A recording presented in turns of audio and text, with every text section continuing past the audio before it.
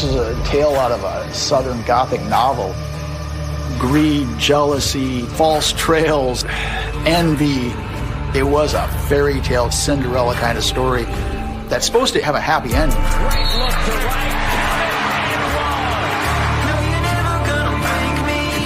Lorenzen was an absolute force on the court. He was an instant millionaire.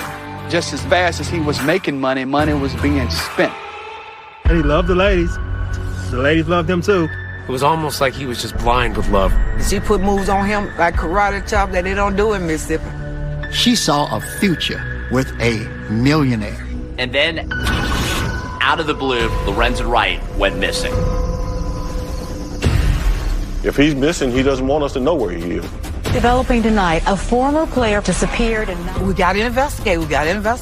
What was your interaction like with the police? I was on them. Check this person out and this person out. I am the mother of Lorenzen Wright. I mean, that's a mother's love for their child. Oh my God, when I heard that story, I didn't know what was going on. I felt like I was in the Twilight Zone.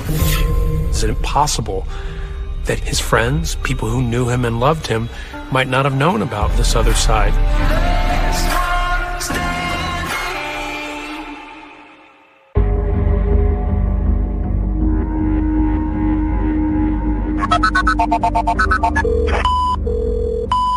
Georgetown 911, where's your emergency? To actually hear the 911 call is blood curdling. and you hear gunshot. You hear that dispatcher say hello over and over again. Hello? Hello? You hear the gunshots and you hear silence. Well, I have nothing but gunshots. That 911 call and what would come after would start a mystery in the city of Memphis that would transfix it for more than a decade. It was the whodunit of all cases in Memphis history. Describe Memphis to me.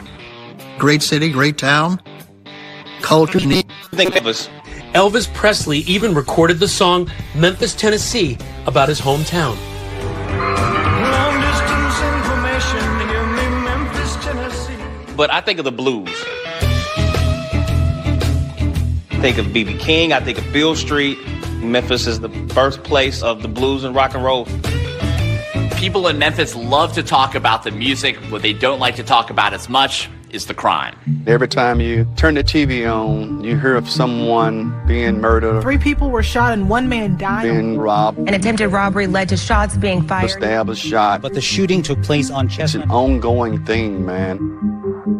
Memphis has always been this city of haves and have-nots. Probably 30 to 40% of our people are below the poverty line. And Memphis has had its share of crime through the years. These disparities, both racial and economic, they're still there in Memphis. But one thing brings Memphis together, and that's basketball.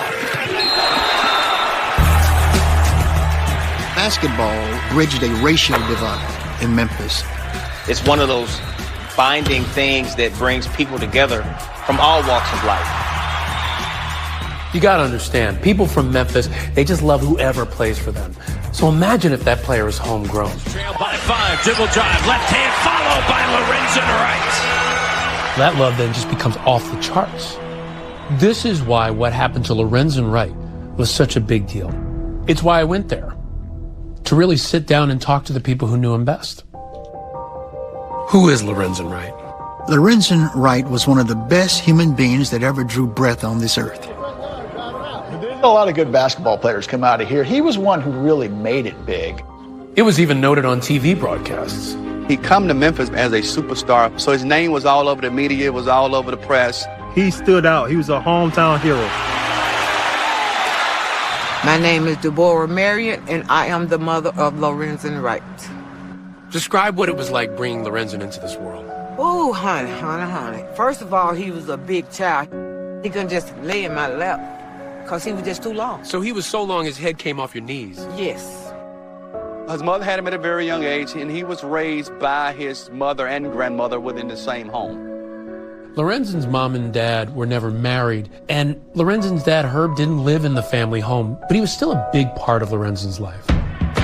By 7th, 8th grade, he was already playing with the high school team. And that's when they decided to move to get him around better competition.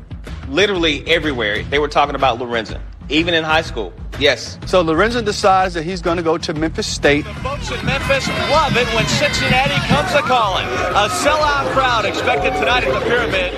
Lorenzen drew people to the Coliseum to watch basketball. They didn't know anything about basketball.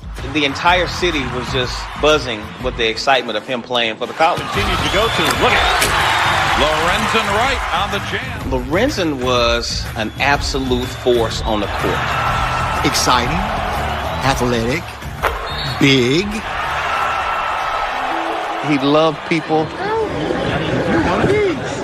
He loved children. He was just a big baby. He was a yes sir, yes ma'am person. He was raised right. That was Lorenzen. He always had that big smile with him. That smile would just light you away. It would always get anybody. He was only in Memphis a couple of years before he went to the NBA. Now is the time for me to accept the challenge of playing with the best basketball players in the nation. That NBA draft was on TV. The Los Angeles Clippers select Lorenzen Wright from the University of Memphis. Memphis just exploded. We were so happy, so joyous. It felt like we all got drafted. We just went crazy. He was an instant millionaire, and the Clippers would make the playoffs in Lorenzen's rookie season. It was definitely life-changing for him. People started calling him the Howl, because after he would score or dunk, he would let off this huge howl, like he was a wolf howling at the moon. The transition out to California was a very, very big move. Money was no object. It was a culture shock. Memphis is a big city, but it's a big southern city, and it's not like Los Angeles. A few years later, that didn't matter. Lorenzen Wright was going back home. Join me in welcoming Lorenzen Wright. To be able to play high school ball, to play college ball, and then to play in the NBA in front of your hometown, I don't know if it gets any better than that. The whole town is excited to have Lorenzen back, and he shows his gratitude by spreading his wealth around. He is that proverbial guy that would take the shirt off his own back and give it away. He took care of his childhood friends a lot, right? What would he do for them? Cars for him and everything. Let him stay with him. His house was the spot to hang out in. It was like Disneyland at his house. He had a gigantic pool in the back. The number of bedrooms he had, the entertainment, it was really, really nice. And he purchased his mother a home literally 3 minutes away. At one point, he buys you a house. What did that feel like for you? Oh, my, look at my baby. Look at my baby.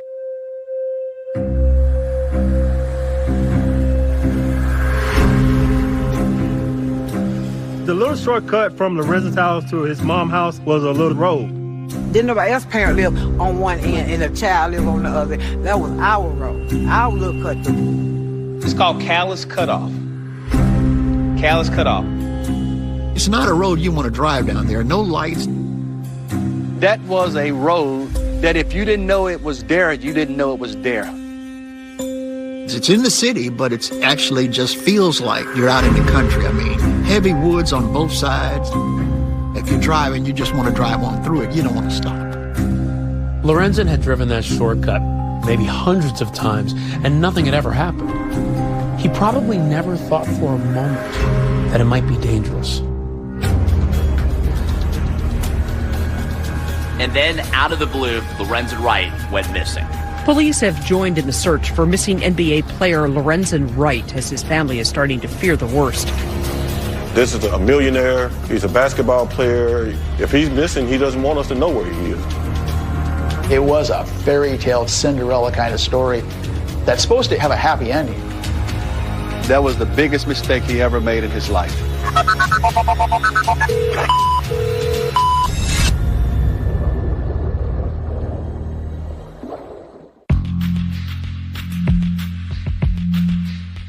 I think Lorenzen's strength came from the work ethic that his father instilled in him. On the court, he was a beast.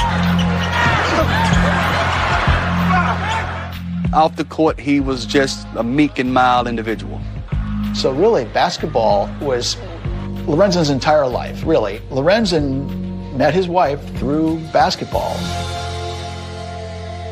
Cheryl came into the picture his junior year of high school. He met her over the summer, playing AAU basketball, and her dad was his coach. Golden brown skin, beautiful smile. She looked really good. Very sexy. She was easy on the eyes. I don't think he had never, ever came in contact with anyone that looked like Sherrod. I mean, she had all the goods. We would say she knew she was fine and you didn't have to tell her. There is a discrepancy about exactly when they started dating. Depending on who you talk to, she was in college when he was in high school. He's a junior in high school, and here he is dating a junior in college, you know? He thought he was big time then. They became friends, stayed in contact, and a few years later, that's when the relationship went from a friendship to a romantic relationship. It was almost like he was just blind with love, right? Yes. That girl crazy. She put moves on him like karate chop that they don't do in Mississippi. I was hearing that Cheryl was wanting to get pregnant and to marry Lorenzen, assuming that he was going to be this great NBA basketball player. When she saw Lorenzen, she saw a future with a millionaire. Some of the people closest to Lorenzen see Shara as a gold digger. So, were you concerned? Very. He was listening on us, and I kind of like cooled down because I said, if I gotta like her a little bit, you know, to keep my son close to me. You didn't try to disrupt the relationship because he loved her. Exactly. Deborah and Cheryl, they never got along. These two, they never liked each other. When she got pregnant, he was excited about it. You know, obviously his parents wasn't. I don't think this was a situation where she was chasing Lorenzen and eventually wore him down to be with her. I think, if anything, it was the other way around.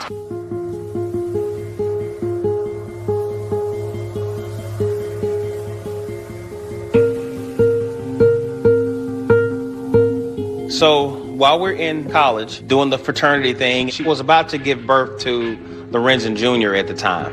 In between class and practice time, he would go see his baby. Some of his friends and family feel that Shara has trapped him. She knew once she had a child, it was over, marriage, because he wanted to be in the house with his child. And at that point, you knew that she was going to get married to him. Yes. It was a couple years later that they got married. Of course, he had always told us that he wanted a big family. As Lorenzen's NBA career blossoms, so does his family. He has a son, Lorenzen Jr., a daughter, Lauren, twins, Lamar and Shamar, Sophia, Lawson, and a daughter, Sierra, who died tragically of SIDS.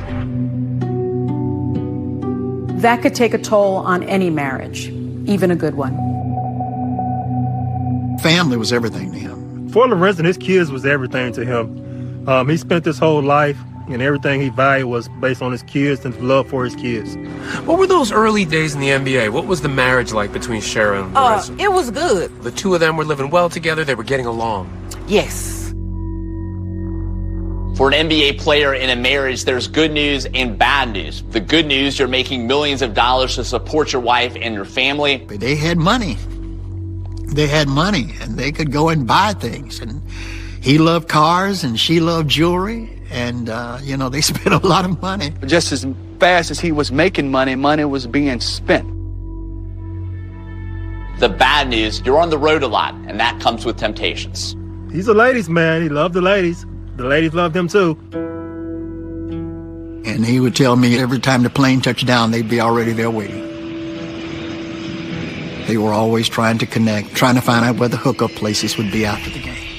Now, do I know that he cheated? Yes, hell, I know. I was with him half of the time.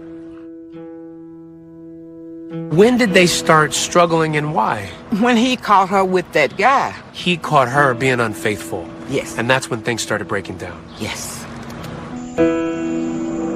The infidelity happened, to be fair, on both sides. So the marriage was complicated. I think what happened to the marriage was that, you know, they grew apart. Maybe there was some greed issues there. He would say things like, man, it's just always about money with her. Did they have a lot of fights? I've seen the evidence of some pretty bad brawls.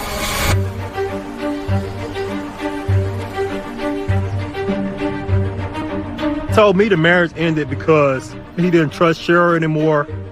She felt the same about him, but they were still going to try to find a way to raise these kids. At that point, how was his relationship with his kids? Fine. He said this, Cheryl is the one who filed for the divorce, not Lorenzen. But he was not going to fight for it because he wanted it over with as well. The post-divorce life between Cher and Lorenzen Wright appeared to be routine until that one July day when he went missing. At that point, we said bye. They get out of the car, I drive away, and that's the last time I see my friend. Georgetown 911, where's your emergency? And when police would begin to pull back the curtain on Lorenzen's private life, the city of Memphis would learn some troubling new stories about its hometown hero. There's another side to Lorenzen that you all don't know about.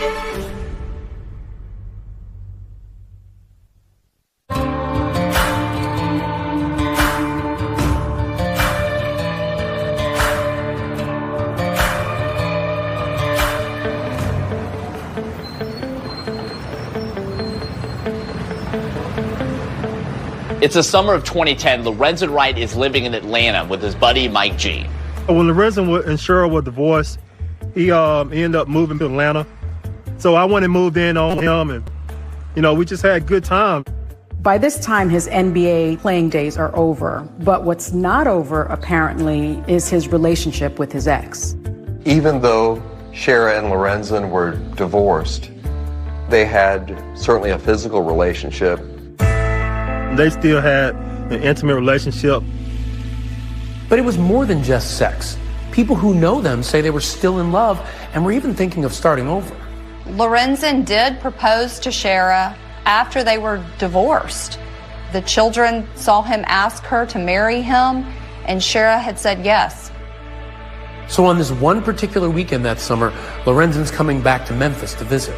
Shara calls him and asks him to go to a dance recital for their daughter, Lauren. And it turns out his sister Denotra is having a baby shower that weekend too. So he's got a lot going on.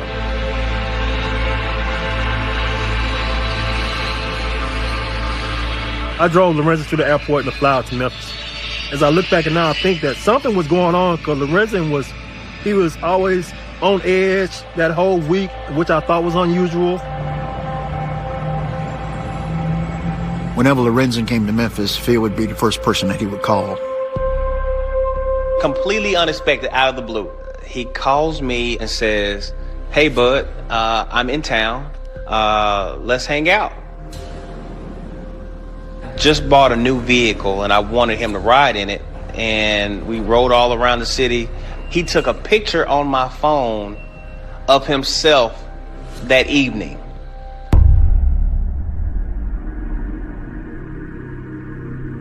To look at that photo, you would never know that Lorenzen Wright's life was in serious danger. Just after 10 p.m. on this hot July evening, temperatures just now dropping below 90 degrees. Doesn't look like we're going to have any relief in sight. This is Tim Van Horn, and you're listening to WREC.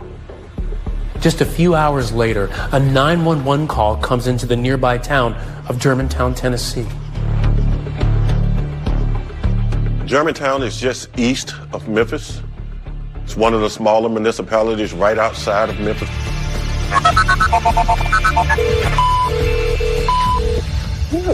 It's a very short call, and you hear a desperate voice on there. You hear a series of gunshots. Georgetown 911, where's your emergency? Hello? Hello? Hello? I don't have nothing but gunshots.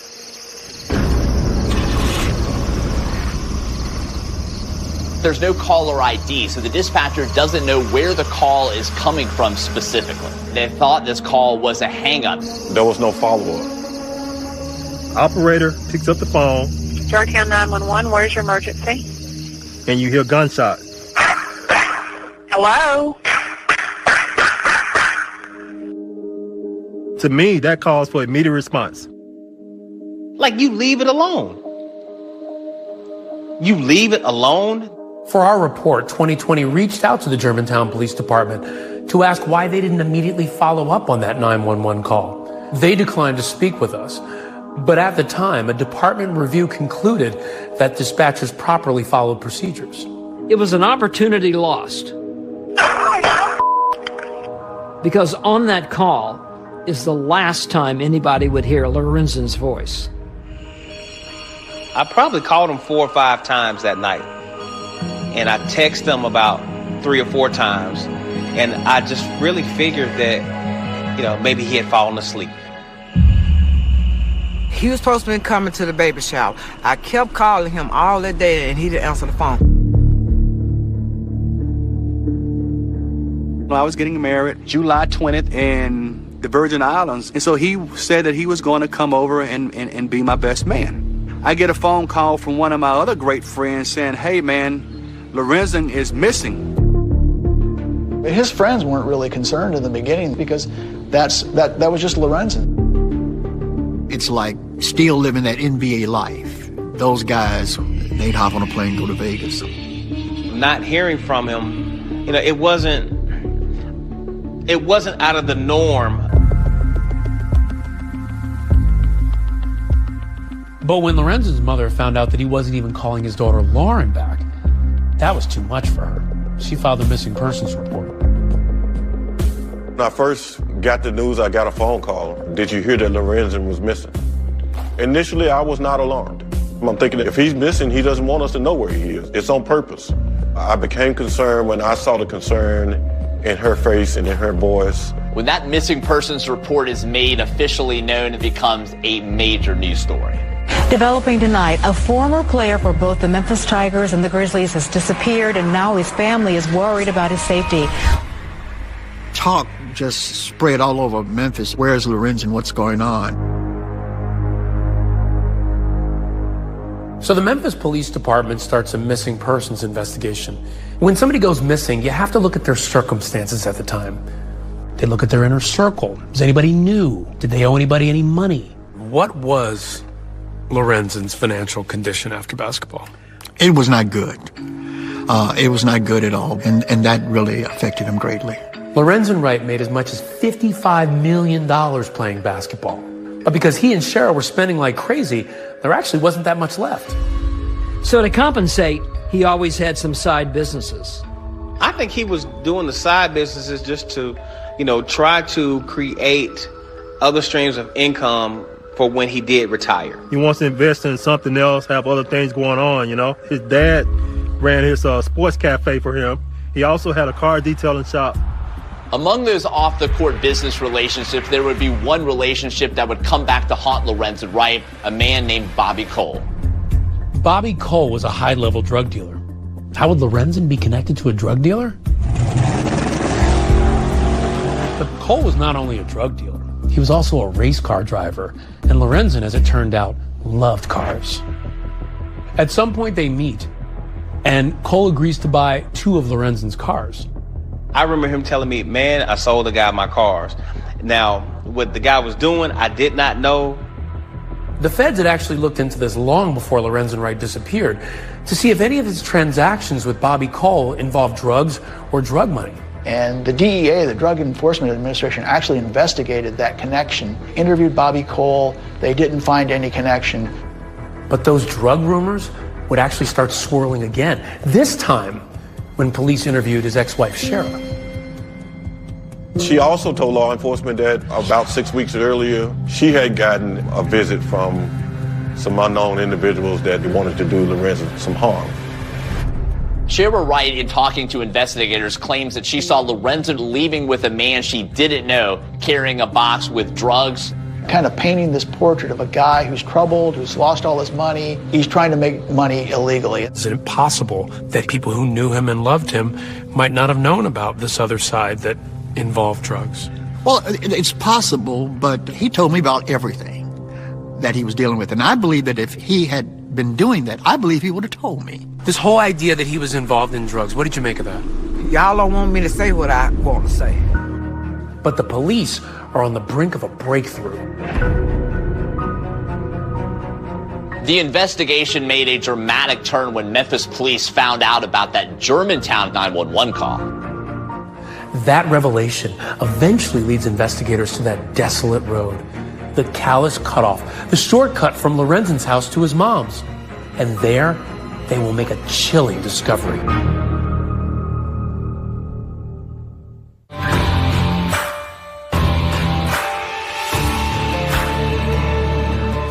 Since I've been grown, I've been strong and tall. I ain't ever met nobody that could keep me on a bar wall. Lorenzen Wright's disappearance was all over Memphis TV. Lorenzen Wright has not been seen since Sunday.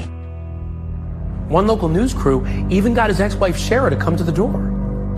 He was fine. And he's fine now, and I'm not going to believe anything other than that. He's fine now.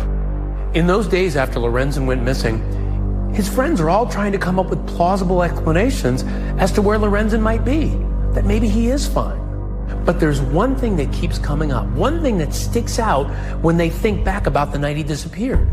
In the hours after Lorenzen took that selfie in his friend's car, they remember that Lorenzen and Shara had a fight. That evening, Phil and Lorenzen had been planning a father-son night with their boys. But suddenly, Lorenzen gets a call from Shara, and it was unpleasant. I could hear Shara say, no, you bring him home now. He was like, okay, all right, fine. I don't want to argue with you. And so we drove on to the house. Yeah, he was dropped off at Shara's house. He was just going to go see Shara. And when we pull up at the house, he said, I'm going to go in here and I'm going to calm her down and I'll call you later and then we can go out. So Phil drives away, having no clue that this is the last time he'll see his friend. Because a few hours later... Georgetown 911, where's your emergency? That 911 call, which might not have been investigated then. Sound like nothing but gunshots. But it is now. 9 days after Lorenzen went missing, police are all over it. The call was revealed because they went back and checked their records, and they found that they had this desperate call from a man, 9 days earlier. Once the 911 supervisors realized that there was a call made on that night, they did a triangulation and found the area that the call was made from. It's a rural area, a wooded area, not a lot of traffic. And when police visit that wooded area, their worst fears are realized. They find the body. Police in Memphis, Tennessee have found the body of former NBA player Lorenzen Wright. Of course, it was a huge story on the local news. They found him almost instantly. His body was found. There wasn't much left of it because it had been out there 9 days. Even if you knew Lorenzen well, there was no way in the world that you could have identified his remains as him. The condition of his body was shocking, that he had literally melted in the hot summer sun. The 6'11", 255-pound NBA center was just 57 pounds when his body was found. Badly decomposed, investigators say he was shot at least 5 times. When did you find out that he was dead? When they found his body. When I got that phone call, I just threw down the phone and just broke down, It was really painful. Me and my girlfriend jumped in her car and flew over there so quick. I was trying to get down there where he was because I wanted to walk his last step. Because me and him was like this. So you went to the crime scene. It was as if you wanted to find a clue. Right. By literally walking in his footsteps. Yes. You could see a mother's anguish in real time as news cameras capture her desperation to see her son. Lorenzen Wright's mother was ushered behind the crime tape by MPD investigators. She was visibly upset but did not speak to the media before leaving the scene. They had her on the news. Where's my baby? Screaming out, where's my baby? Did the police let you get into the crime scene? They let for a little bit, but they wouldn't let me get all where he was. They let me get under the tape. I went under the tape anyway. Of course, they tried to stop me. Did you see your son? Nope. They wouldn't let me get that far. This area is woodsy. It's quiet. It's really remote. That area was also not very far from that shortcut where Lorenzen Wright once lived near his mother, the Calais Cutoff. The Calais Cutoff? That was a shortcut Lorenzen had taken hundreds of times. It's a strange place for his body to show up. Was it a clue? No one was concentrating on it in that moment. No one was talking about the fact that, that he lived nearby. The body turning up there, does it narrow the scope of people who were involved in it, or does it widen it? It's still very hard to tell. Publicly, yeah, there was a lot of talk about other people being involved. You talked to people and asked, did you know anybody, any reason why anybody would want to hurt Lorenzen? Was he involved in illegal activity? They also found shell casings and actual bullets. Turns out police found shells from 2 different caliber weapons. This is a critical piece of evidence. It means that more than one gun was used in the shooting. Lorenzen was shot 5 times, but he was shot with 2 different guns. So we got another shooter. But then it got really real to us. And he's gone. Somebody has killed Lorenzen. I'm thinking to myself, oh my God, who could have killed my friend? Why would somebody want him to die? The answers wouldn't come quickly. In fact, it would take a book written 5 years later to shed new light on the case. A book written by none other than Shara herself. And then this book comes out, which almost appears to give clues.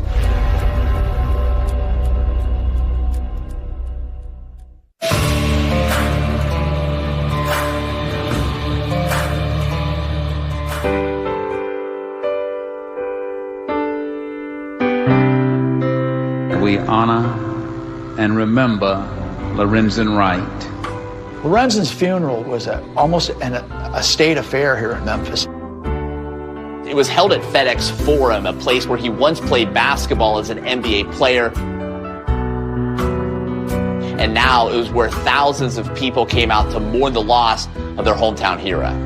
They put together a beautiful ceremony. His pledge brothers, we were all pallbearers for the funeral. I was asked to do the eulogy. His smile was infectious, his work ethic unmatched, his generosity prolific, and his commitment unswerving. The thing that I remember the most about the funeral is Shara hugging me and saying, "Thank you for such a beautiful eulogy." Ren would have loved that. It was such a tragic situation, seeing his kids suffer like that, knowing they'll never see their father again. This tragic moment, that funeral, it morphs into this, whodunit, because no one knew who did it.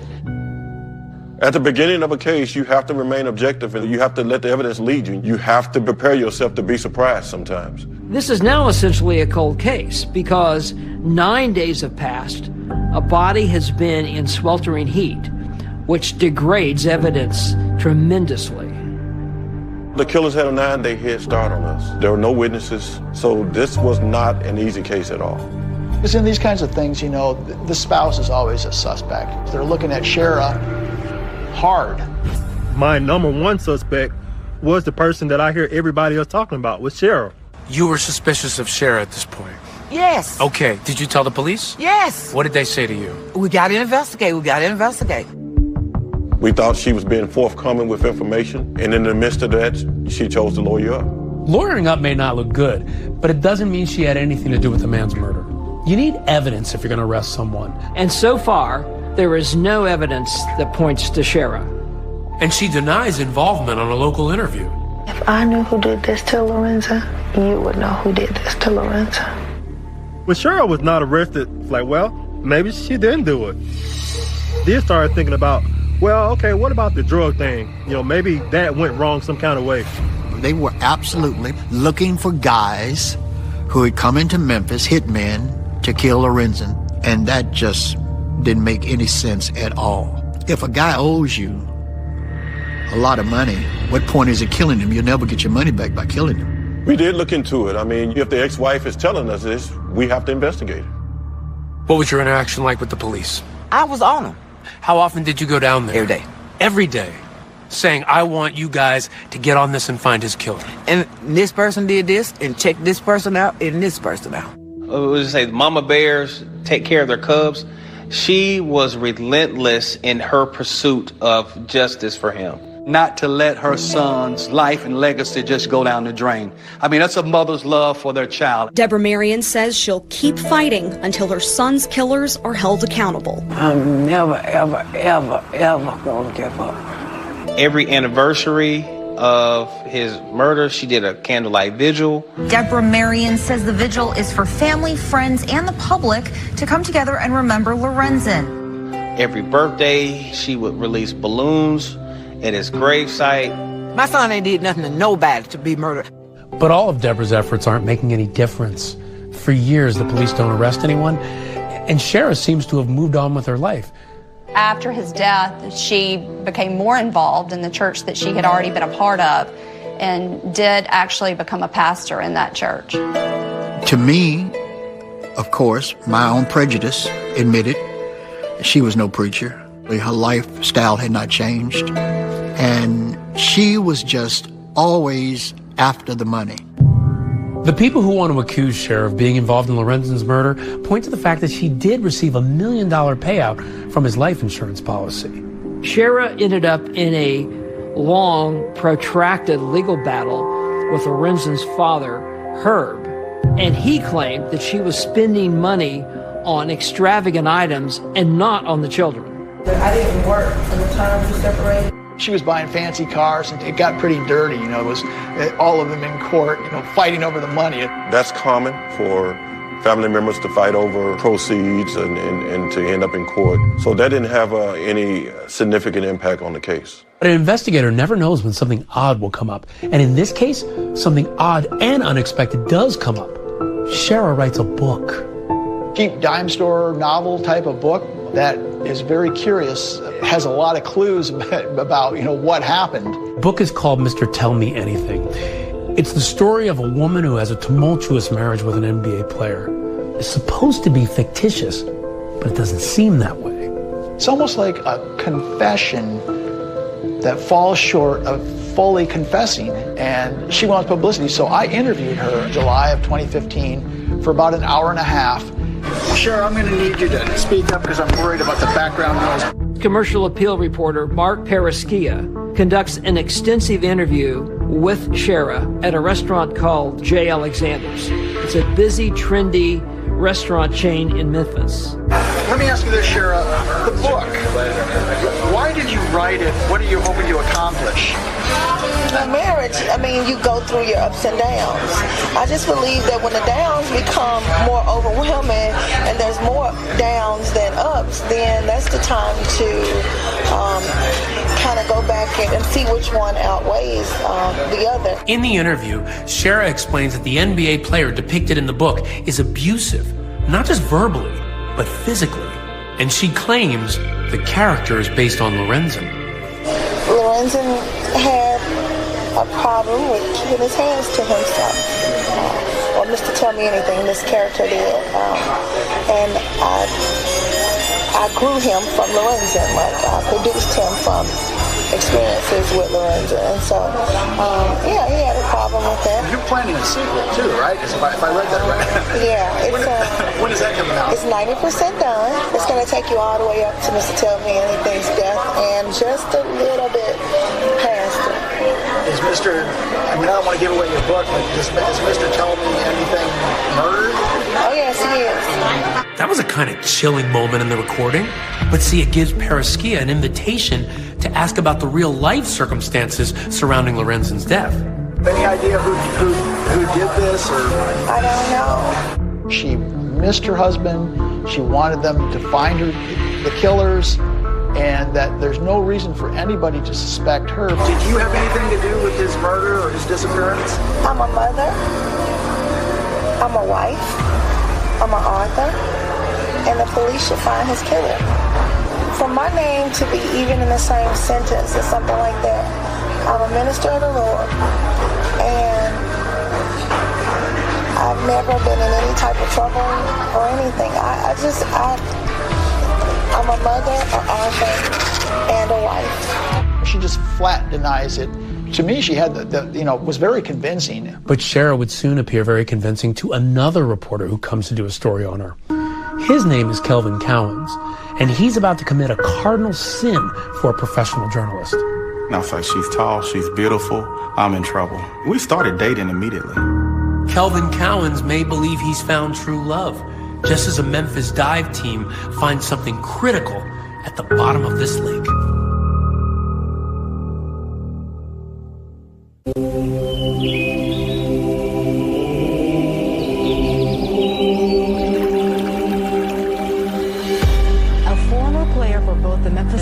And the Grizzlies has disappeared, and now his family is worried about his safety.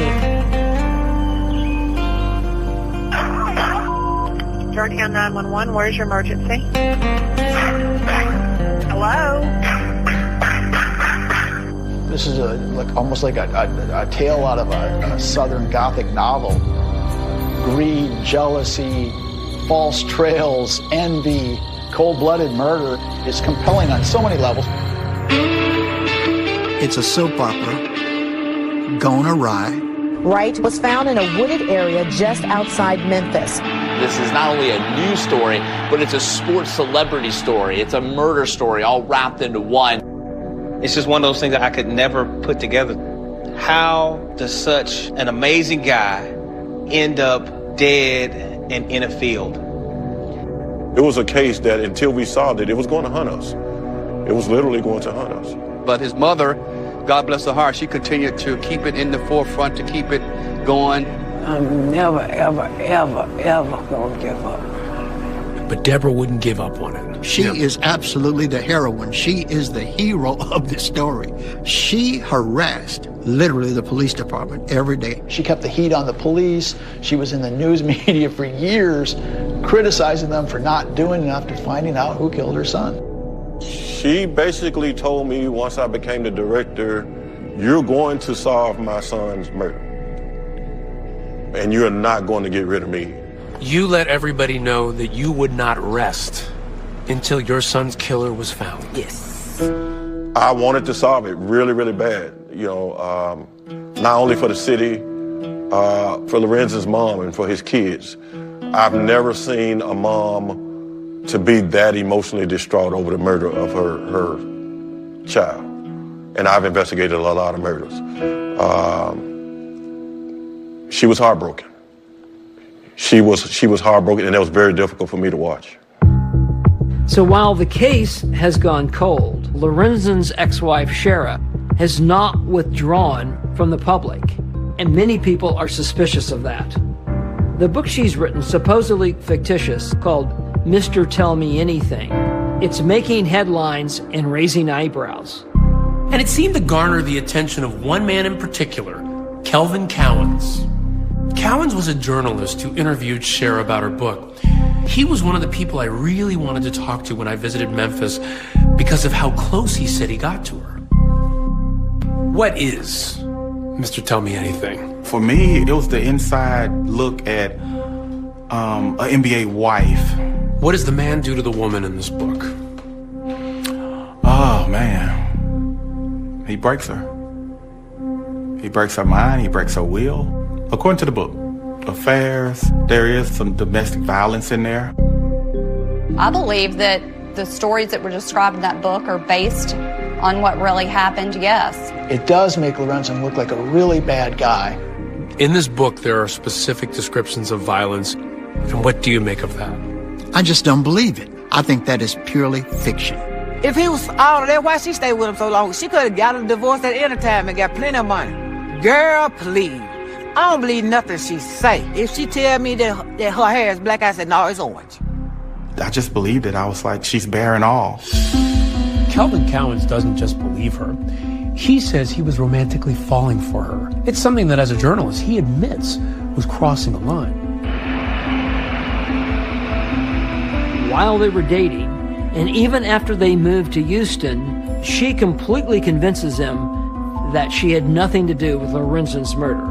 Well, I'm like, if she had done something, they'd have her by now. I mean, I would have never moved away with her if I thought she was a killer.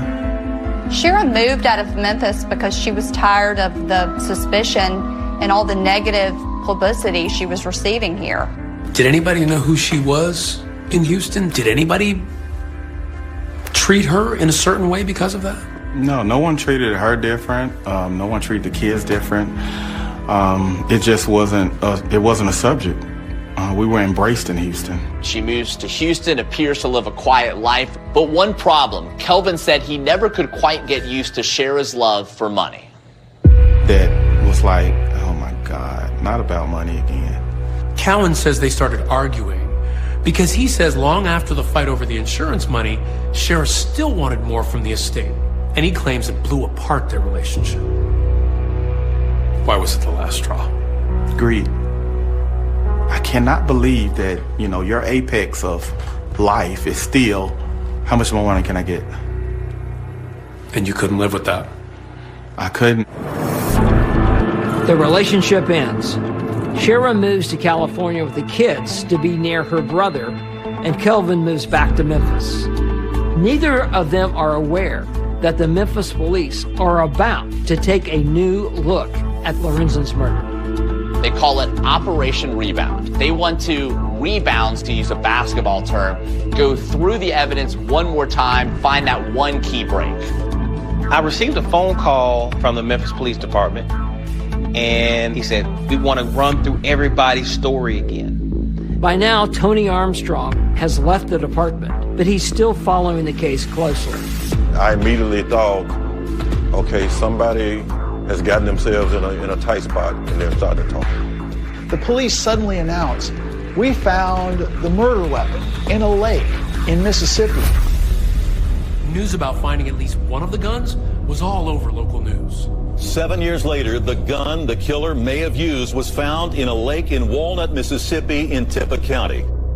How did you hear about them finding the gun in the lake? They called me. The news got around town. They found the gun. They found the gun. And I'm like, what?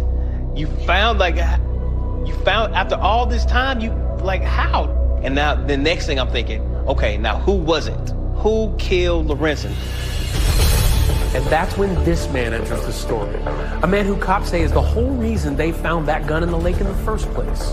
Because he claims he knows who put it there. You mean what? Are you kidding me? Are you actually kidding me?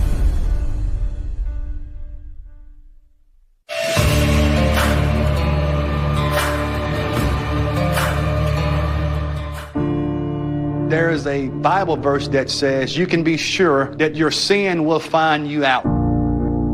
I knew someone was going to talk, and I knew for certain it was going to involve Shara. The rebirth of the Lorenzen Wright murder investigation largely is built around Jimmy Martin. Jimmy Martin was a 34-year-old former rap artist who went by the name of Trickster. He was also Shara Wright's cousin. Martin was convicted in a totally unrelated case with killing his girlfriend. But according to prosecutors, that's when he approached cops with a story about what he says happened to Lorenzen. It was in between the conviction for second-degree murder and his sentencing that Jimmy Martin offered this story. I can see him saying, you know what, I'm in big trouble. I need to give them some information that's going to lessen my time. He meets with investigators and he has a story to tell.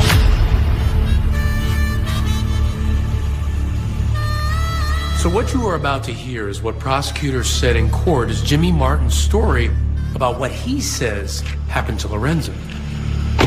Jimmy tells investigators that Shara Wright is involved in Lorenzen's murder with one other person, a man named Billy Ray Turner. Billy was the guy that cut the grass. Billy Ray Turner was a landscaper, a yard man, who happened to be a deacon in a small country church that Shara attended. Here's what Jimmy Martin supposedly told prosecutors about that landscaper, Billy Ray Turner. Jimmy Martin says that he had once gone to Atlanta with Billy Ray Turner to try to kill Lorenzen. Remember, Lorenzen had moved to Atlanta after his divorce in 2010 and moved in with his old buddy, Mike Gibson. I had no clue, no awareness of anything like this. Prosecutors say Shara was also in Atlanta around this time. There's underpinnings to Jimmy Martin's story because, she did show up down there. I can remember her coming to Atlanta for the first time to see the condo. Very unusual. She had never been down there. And while Shara was there at the condo, Jimmy alleges, she was setting the stage for a murder. Jimmy Martin says Shara Wright left the window open so he and Billy Ray Turner could go inside to kill Lorenzen Wright. In court, prosecutors detail step by step what Jimmy Martin says happened next. Billy Ray and Jimmy Martin go through a window and they're looking for Lorenzen, but they can't find him. Turns out that Lorenzen wasn't even home at that moment. But I was there laying on the couch. Had I woke up, or had Lorenzen been there, we'd both be dead. The story Jimmy Martin tells investigators is that there's another man asleep on the couch, so they don't go through with the plan. With that attempt foiled, prosecutors allege a new plot to kill Lorenzen was hatched. This time, they say, unfortunately, it worked. The body of former pro basketball player Lorenzen Wright has apparently been found in Memphis. Sources say it appeared Wright had been shot several times. Martin claims to investigators that a few days after Lorenzen's death, Shara and Turner confessed to him that they murdered Lorenzen.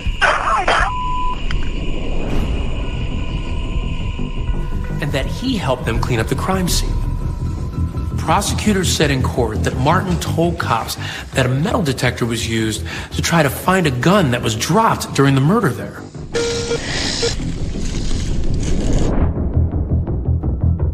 Martin claims that he and Turner drove to Walnut, Mississippi, where he alleges Turner threw a gun in a lake.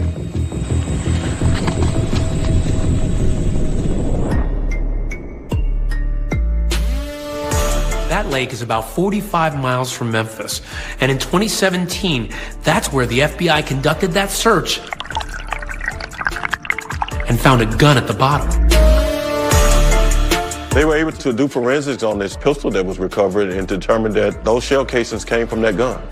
Even though police know that there were 2 weapons used in the shooting, this evidence alone is huge. Developing right now, new information in the unsolved murder of Lorenzen Wright. Authorities now say a gun found over the summer may be the one used in the crime. They're announcing, we found this gun.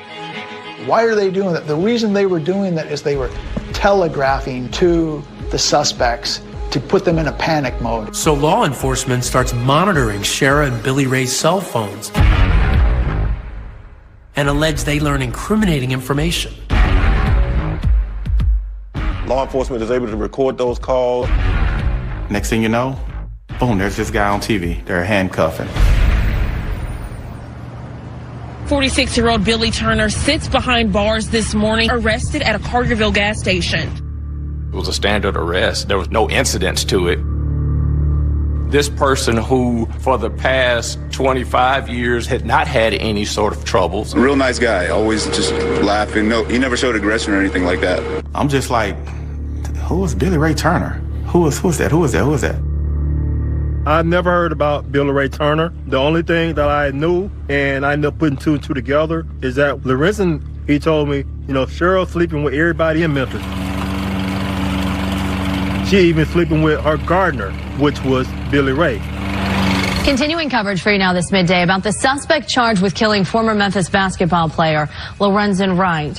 Billy Turner entered a not guilty plea on charges that he murdered Wright more than 7 years ago. Emotions were extremely heavy in Billy Ray Turner's first appearance in a Shelby County courtroom. And these hearings were televised, right? Yes. That's how high the interest was. Yes. They would break into the regular day programming. It was like the big thing here. New developments this midday in the 2010 murder case of Memphis basketball star Lorenzen Wright. When I saw him, I knew instantly she had used him because that's not what she want. He ain't had no money. She don't deal with no grass cutter. Good morning, sir. You have a mother who searched for answers for all of these years and then finally associate a face with the person responsible for taking my son's life. and all the emotions just came out. I jumped up and I asked him, how could you have murdered my son? Little did Deborah know this mystery in Memphis wasn't even close to being solved.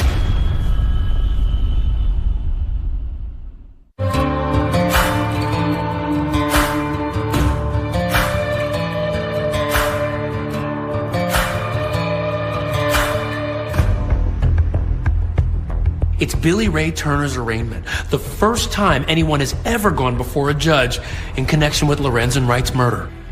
The victim's mother was emotional at the sight of Billy Turner in court. Lorenzen Wright's mother stands up in the middle of the proceedings and yells, how could you have murdered my son? That's what I need to know, just how. The atmosphere was one of just, wow.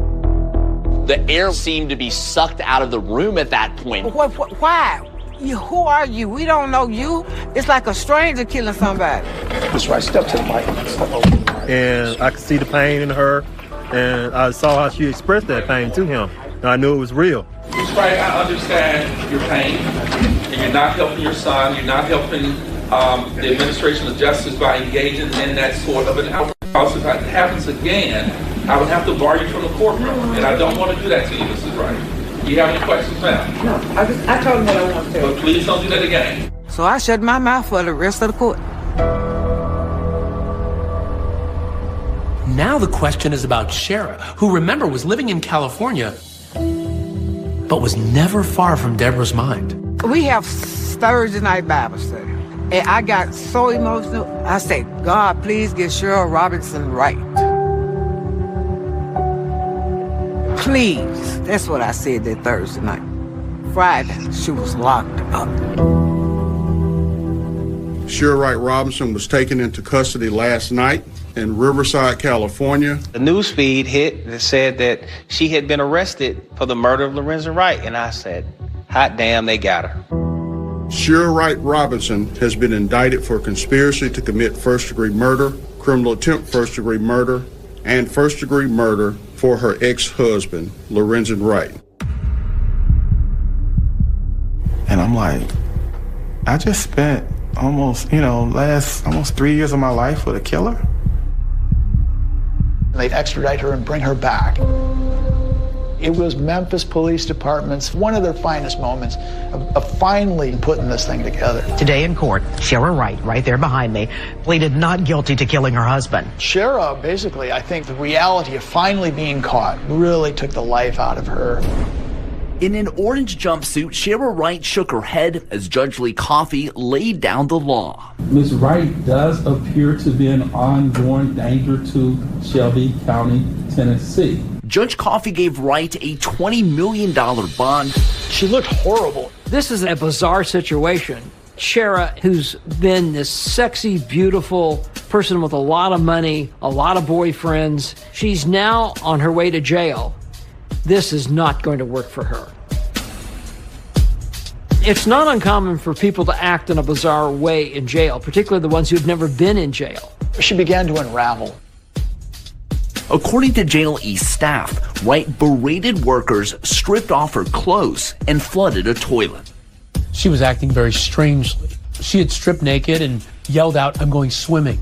Ms. Wright's behavior yesterday is absolutely shocking. I don't think she's right mentally. I think that's why she said she was going swimming in this jail cell. I think all the things that she was doing while in jail were all acts of her trying to plead insanity. I did not buy that at all. There was a lot of speculation as to whether or not she was being theatrical or had legitimate claims of what she was going through. In a stunning new development inside the Shelby County courtroom Wednesday morning, Shara Wright's attorney stepped down. I'm not certain what happened between Shara and her former lawyers. And a new legal team steps in. Quite frankly, we found that Shara was easy to work with. She had been prescribed some medication that altered her behavior. Once we were appointed on the case, her behavior had stabilized and she had no significant problems after that. I'm excited. I think we can do well. A case like this does not come along every day. And we were honored to defend Shara. The objective is to give us the fairest opportunity to present our defense in the case. Meanwhile, Billy Ray Turner is lawyered up too. He brings in one of Memphis's most high-profile attorneys. John Keith Perry is kind of a rising star criminal defense lawyer. This is one of his, big cases. There's a substantial amount of investigating that needs to continue. I was contacted by the family of Mr. Turner, and I've been on this case now since the end of 2017. We've read and listened to, I think, just about all of the discovery. Now you compile notes, lay out your outlines, see the points of attack. I've never had a reason to regret representing Billy Ray Turner. According to his attorney, Billy Ray Turner has constantly said he had no involvement in the murder of Lorenzen Wright. He stands by that then, and he stands by that now. We think that if given a fair slate, Mr. Turner will walk out with me. I absolutely think that he did not do it.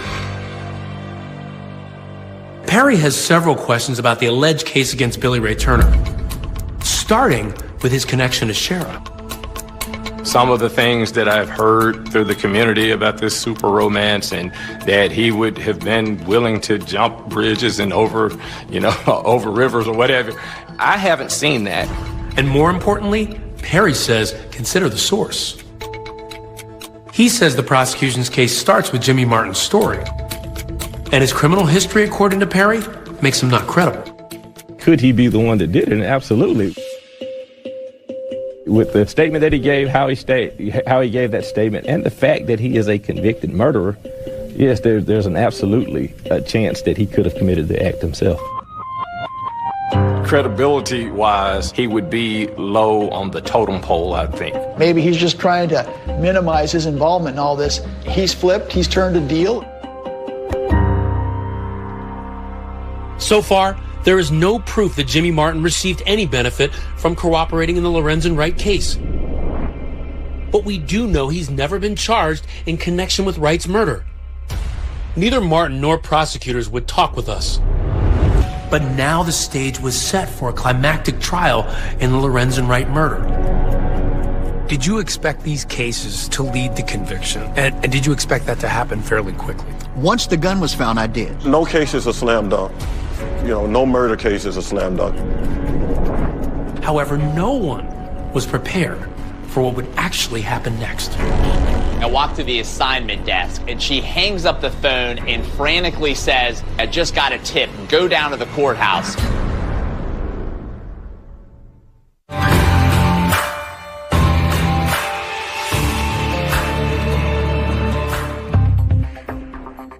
A significant development in the Lorenzen Wright murder case. A gun found over the summer may be the one used in the crime. Shara Wright Robinson was taken into custody. Well, the buildup was huge. We were expecting probably a weeks to months long trial. The judge is expected to rule this spring on a host of pretrial motions from Shara Wright's and Billy Turner's legal teams. They were going to be tried together as co-defendants. That was my understanding.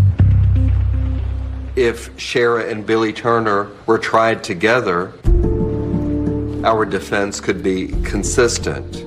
I think that the evidence in the case that the state has, we're anxious to get before 12 jurors and see what they think. Anytime you have multiple suspects, people are going to start throwing each other under the bus. And inevitably, it basically boils down to who can cut the deal first. In the several months that Billy Ray Turner and Shara Wright appeared together as defendants, there was always a lingering question. Which of them could potentially plead first? I thought Billy was going to use his head. I thought he was going to take the plea first. It became evident to Junie and me that the state wanted to work out a deal with Billy Turner. A surprise twist tonight in the Lorenzen Wright murder case. Shara's lawyers say they realized that troubling sign in June of 2019 when Billy Ray was in court for another matter. He's never said that he had a firearm related to killing anyone at all. Billy Ray's between a rock and a hard place. He's got a gun charge unrelated to the Wright murder and faces up to 20 years behind bars if he's found guilty. He decides he's got only one choice: plead guilty to the gun charge. Now, is that what you want to do, sir? Yes. Has anyone threatened you, promised you anything, put any force any pressure on you in order to get you to give up these rights and plead guilty, sir? Billy's convicted felon in possession of a handgun trial was scheduled in June of 2019, but on trial date, he pled open to the court. Upon your plea of guilty to indictment 1801702, a Class B felon of being a convicted felon in possession of a firearm, it is the judgment of this court, Mr. Turner, that you are guilty. He pled open to the court. He doesn't know definitively what sentence he's going to get. Shara's lawyers are seeing this play out, and they're really worried about it. Here's why. It's possible the judge could take pity on Billy Ray and reduce his sentence if he cooperates with authorities and testifies against Shara Wright. His potential time was completely left up to the judge. Thank you, sir. Step down from the witness stand, Mr. Turner. That was highly unusual and to us indicated that he would be cooperating. Shara's lawyers are not taking any chances. Her lawyers go to visit her in jail, and what they tell her would shock everyone. They say she needs to consider a plea deal. We told her if Billy testifies against you, it's going to be disastrous.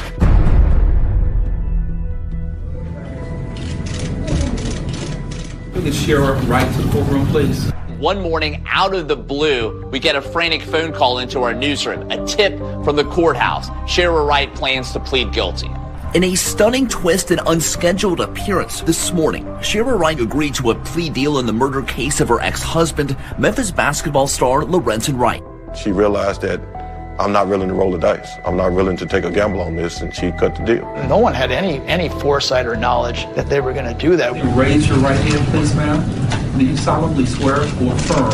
Everybody was sitting on the edge of their chairs. The whole truth and nothing but the truth, so help you God. Yes. They wanted to see what was Shara's role in this. We know Shara Wright is there to plead guilty, but we don't know entirely what she's pleading guilty to. Ms. Wright, the agreement that you have to say is that you would plead guilty to the included charge in count 1 to facilitation of first-degree murder. In the deal, the 48-year-old pleaded guilty to 2 counts, facilitation of first-degree murder and facilitation of attempted first-degree murder. Facilitating. Yes, sir. Facilitating the murder. I've never heard of that charge. In the plea deal, Shara Wright pleads guilty to the lesser crimes of plotting the murder, but not the actual first-degree murder charge.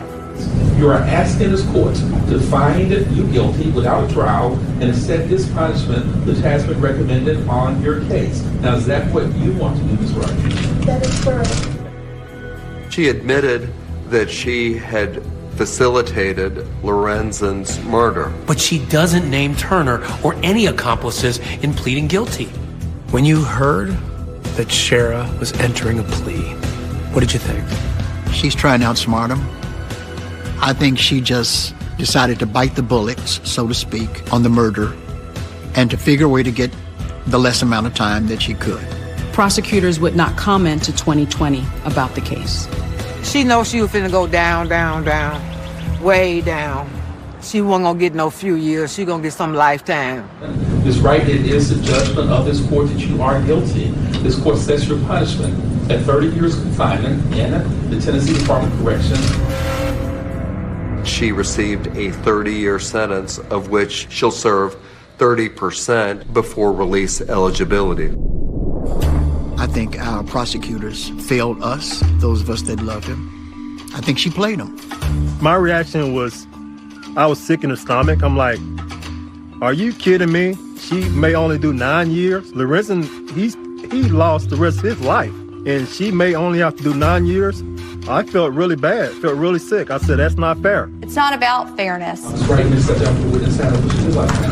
Thank you, ma'am. I think it's a concept the public wants to believe in. When the state and the defense comes to a negotiated plea agreement, then generally speaking, the court will approve it. If the sentence surprised a lot of people in court, though, what came next was even more shocking. Ms. Marion, when you were first in court, you asked for things that you wanted to say. Yes. A mother is about to confront the woman who arranged her son's murder. After all these years, what will Deborah have to say?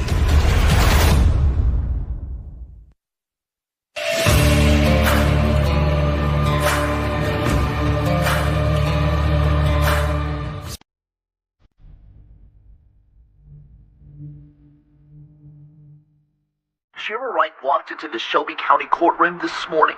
She agreed to a plea deal in the murder case of her ex-husband, Memphis basketball star Lorenzen Wright. Even after Shera pleads guilty to facilitating their father's murder, her children are said to be standing behind her. I know the kids were at some time maybe still are in denial of Mama's involvement, and you can understand that. The children support Shera because they love her. The children were very aware of the complicated dynamic between Shera and Lorenzen. And so they came into this situation with all the history of what they experienced. So they had unique perspectives on what had occurred between them. What do you think about the fact that they're standing with and supporting their mother? Well, that's their mom.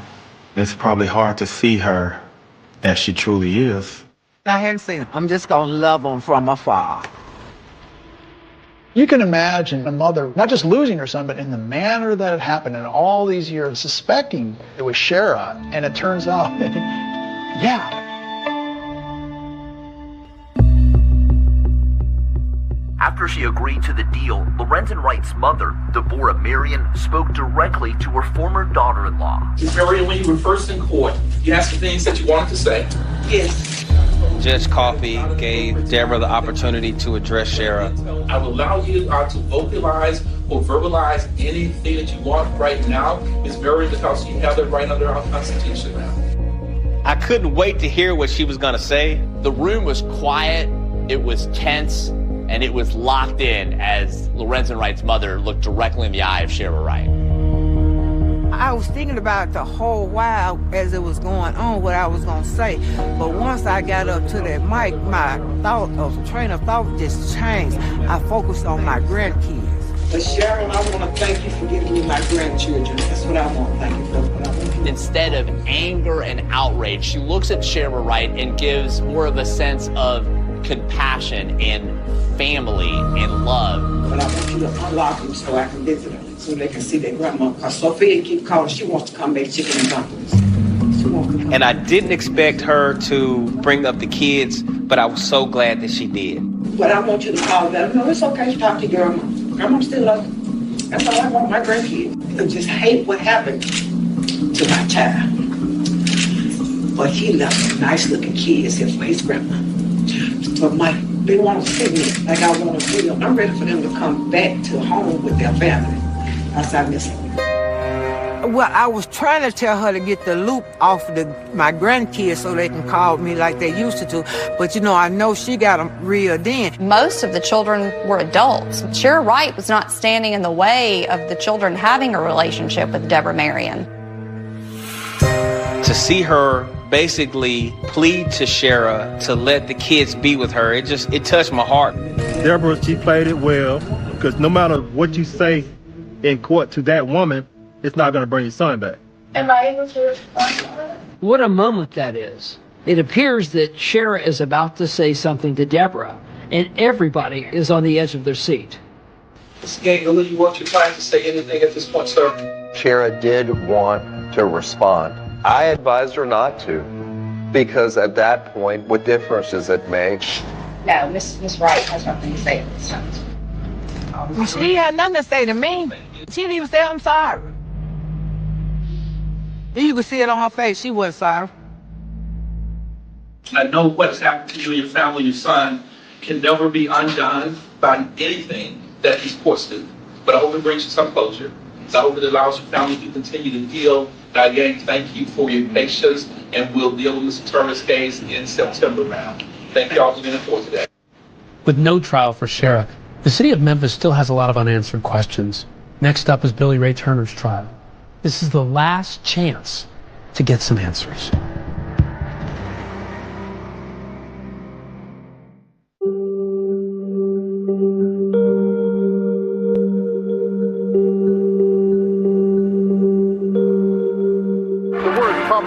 May be an understatement, but that's how Shelby County doctors are describing the ongoing challenges in fighting the current surge of COVID-19 numbers. The trial of Billy Ray Turner is scheduled for this fall, but with everything going on in the world with COVID-19, it's unlikely that that will happen.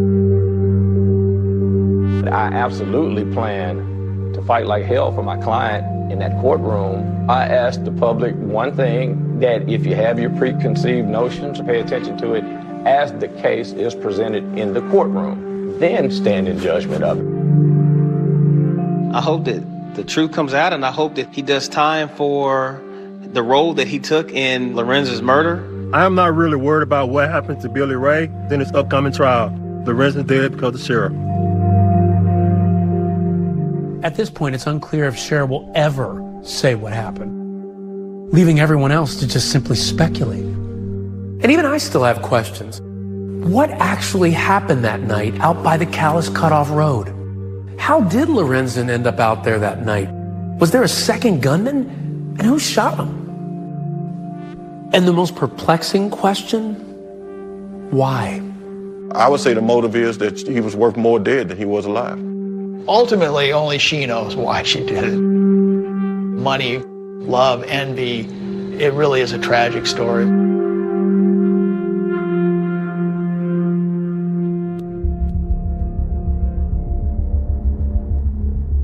Meanwhile, the people involved in the story are finding out that even 10 years later, there's no shortage of public interest in Lorenzen Wright's murder. I got a documentary coming out.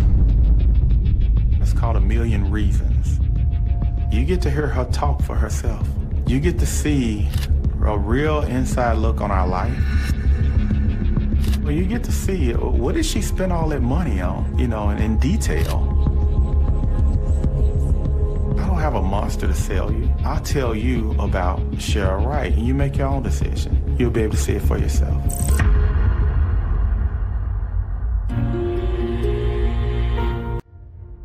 When you are the mother of 6 kids, and you married to their father, and you would see him dead, that's just evil, that's wicked.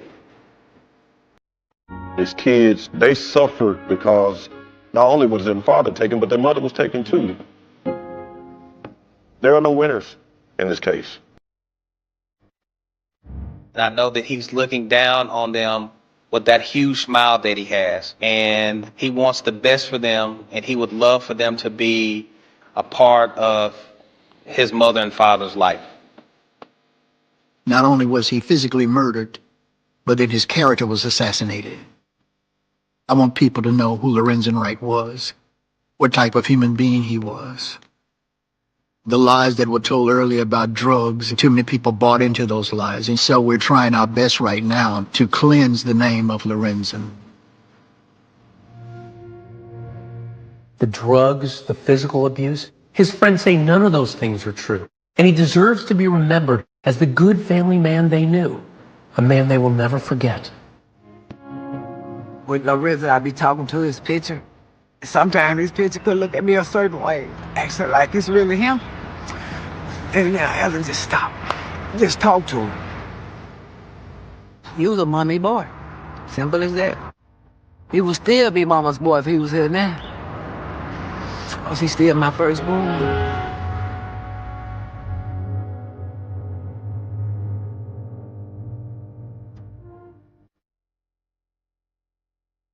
You're as cold as ice.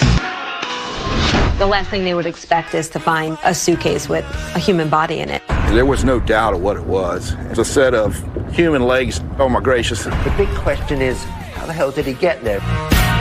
They were crazy in love at first, but it quickly became tumultuous. There were infidelities, they'd fight. I think they liked the drama. You're as cold as ice. The person who did that would look like a monster, but sometimes killers look just like Melanie McGuire. Do you still insist that you're innocent? Absolutely. Now, the all-new Jailhouse interview. Who do you think killed your husband? New details, stunning audio recordings. Is there anything else you're not telling me? Like what? Like I killed my husband. Did you? No. But thanks for asking. The secret in the suitcase. It turns out it isn't the end of this story. The new 2020 True Crime Event Special, next Friday at 9/8 Central on ABC. Do you think you know me? What you want, baby, I got it. I've been down this road before. I want respect.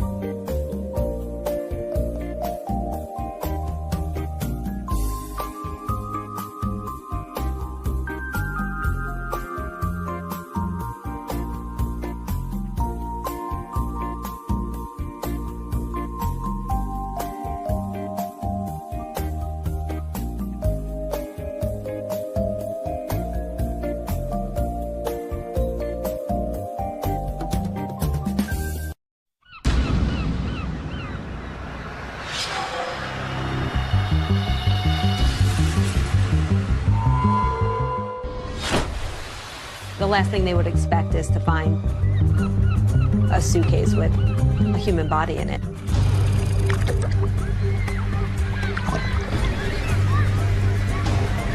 The big question is, how the hell did he get there? They were crazy in love at first, but it quickly became tumultuous. There were infidelities. They'd go back and forth. They'd fight. I think they liked the drama of it. And the next thing coming out of his mouth is, when I get home, I'm going to kill you. I'm going to smash your face in. He said he was leaving and he wasn't coming back.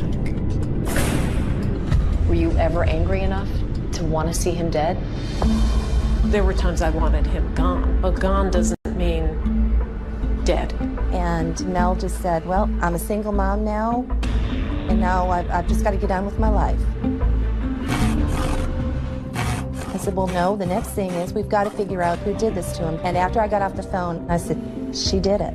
They couldn't find any forensic evidence whatsoever to establish that this was a crime scene. Do you still insist that you're innocent? Absolutely.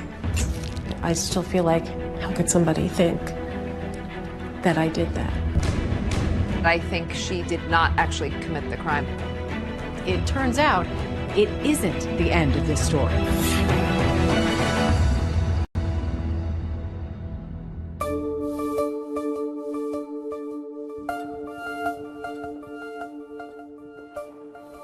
My name is Megan Sachs. I'm a criminologist at Fairleigh Dickinson University. In simplest terms, criminology is the scientific study of what causes crime and how the criminal justice system responds to crime. I've written about 25 true crime books over the years, and I think Melanie Maguire's is perhaps one of the most interesting ones and baffling. This is Melanie Maguire, arrested today minutes after dropping off her children at daycare. Melanie Maguire, a New Jersey nurse, was accused of killing her husband, cutting up his body and throwing it into the Chesapeake Bay. In 2007, what was being called the suitcase murder trial was generating an enormous amount of media attention, not just in New Jersey, but all across the country. 3 bizarre discoveries, 3 separate suitcases, all containing human remains. A woman who was on trial for her very life. She says the real truth behind the crime has never been revealed. With no history of violence and no apparent motive for murder, could she really have done it? She was this beautiful young nurse, and they were this seemingly normal middle-class couple, and the murder happened in such a grisly way.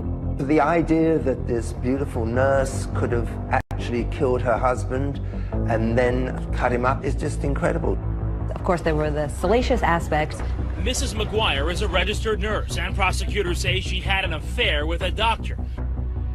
She didn't fit the profile, I guess, of a murderer. Over the years, students and colleagues of ours have come to me and said, you know, Melanie McGuire proclaims her innocence and would love to tell her story. I started thinking, oh, maybe there is a little more to this case than what you just see on the surface. And then the idea of a podcast came up and I was all in. On Direct Appeal, we examine the murder conviction of Melanie McGuire following a highly publicized trial. Looking at the evidence that was presented and the evidence that may have seemed insignificant at the time, we form our own conclusion about Melanie's guilt. We here at ABC have our own history with the Melanie McGuire case. Back in 2007, ABC's Cynthia McFadden had the first on-camera interview with the mother of two on trial for murdering her husband. Who is the Melanie McGuire you hope the jury knows? The one who tried to take care of everybody, who didn't make the smartest decisions, but admitted to those mistakes to the people she trusted most, but did not admit what she's accused of. I have been incarcerated for 12 and a half, going on 13 years now. Do you still insist that you're innocent? Absolutely. You're sitting here a wrongfully convicted person. Correct. Absolutely. And what have those years been like? I tell people it's not as bad as you think in some ways, and it's so much worse than I could ever articulate in others. After all these years, I still feel hurt. I still feel bothered. I still feel like, how could somebody think that I did that? This whole saga begins on May 5th, 2004, with an odd discovery in Virginia Beach.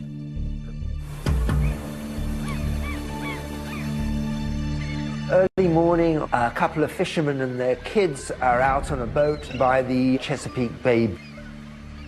Me and my friend Don Connors was going to go out fishing, and we both had days off, and D, or Don, we called him D, he said keep his kids out of school, we were going to take them fishing. So everybody was excited. We went right out through this bridge here, and if you keep on going, you'll run right into the Chesapeake Bay Bridge Tunnel. The Chesapeake Bay Bridge Tunnel is about 17.5 miles long. It really is quite astonishing. It connects the eastern shore of Virginia to Virginia Beach. Has two tunnels for two shipping channels, and once you get on the other side, you go north, you're up into Maryland, Delaware, New Jersey. So we went out there and anchored off of Fisherman's Island, and we were just doing some fishing. And suddenly, one notices that a suitcase has floated by. We wheeled the boat around, pulled up alongside it. I immediately thought it probably blew off of a car, you know, and off the luggage rack or something. D and his son had reached over and were trying to pull it up in. It had some weight to it, so I stopped the boat, reached in and helped him pull that thing up in there. And laid it in the floor of the boat. They found a dark green Kenneth Cole suitcase in pretty good condition that was apparently part of a luggage set of 3. They put it on board, and the little boy with them is very, very excited. He thinks it's buried treasure, so he wants to open it. The contents were covered with a thick trash bag, like a hefty bag or something. And I said, uh-oh. I was a little bit nervous then when I saw the black bags in there. So turned to say something to D, and while I was talking to D, the young boy reached down and ripped open the plastic trash bags. There was no doubt of what it was. It was a set of human legs. There's a pair of male legs from the knee down, look very fresh, and they recoil in horror. I looked down there and said, oh my gracious. So I closed the bag back up, and I dialed 911. I was out on patrol in the Chesapeake Bay when I received a radio call. I made arrangements with him to meet me, and he transferred a suitcase over to my boat. I handed him the luggage, and he seemed surprised. He goes, what do you want me to do with that? And I said, open it up. I was pretty shocked. I'd never seen a suitcase with body parts in it before. There really wasn't any smell. They actually looked kind of fresh. The first suitcase being found was big news. It's not, a common find by any means, especially in this area. This is an alarming story. Everybody wanted to know who the man in the suitcase was. We kind of figured there had to be other suitcases with other parts in it. After the initial shock of them finding the suitcase, everyone was just waiting for what was going to wash up next.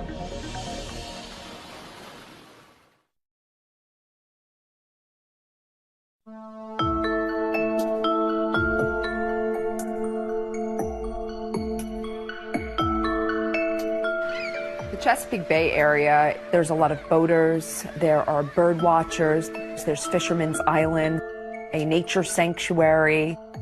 This is really kind of a tourist, a fun area. People are going there to relax or going with their families. The last thing they would expect is to find a suitcase with a human body in it. It was the start of the summer tourist season, which is huge for Virginia Beach, and getting that kind of negative publicity of bodies washing up in suitcases was something they did not need. 6 days later, the student was on Fisherman's Island in the middle of the Chesapeake Bay, which is a nature preserve.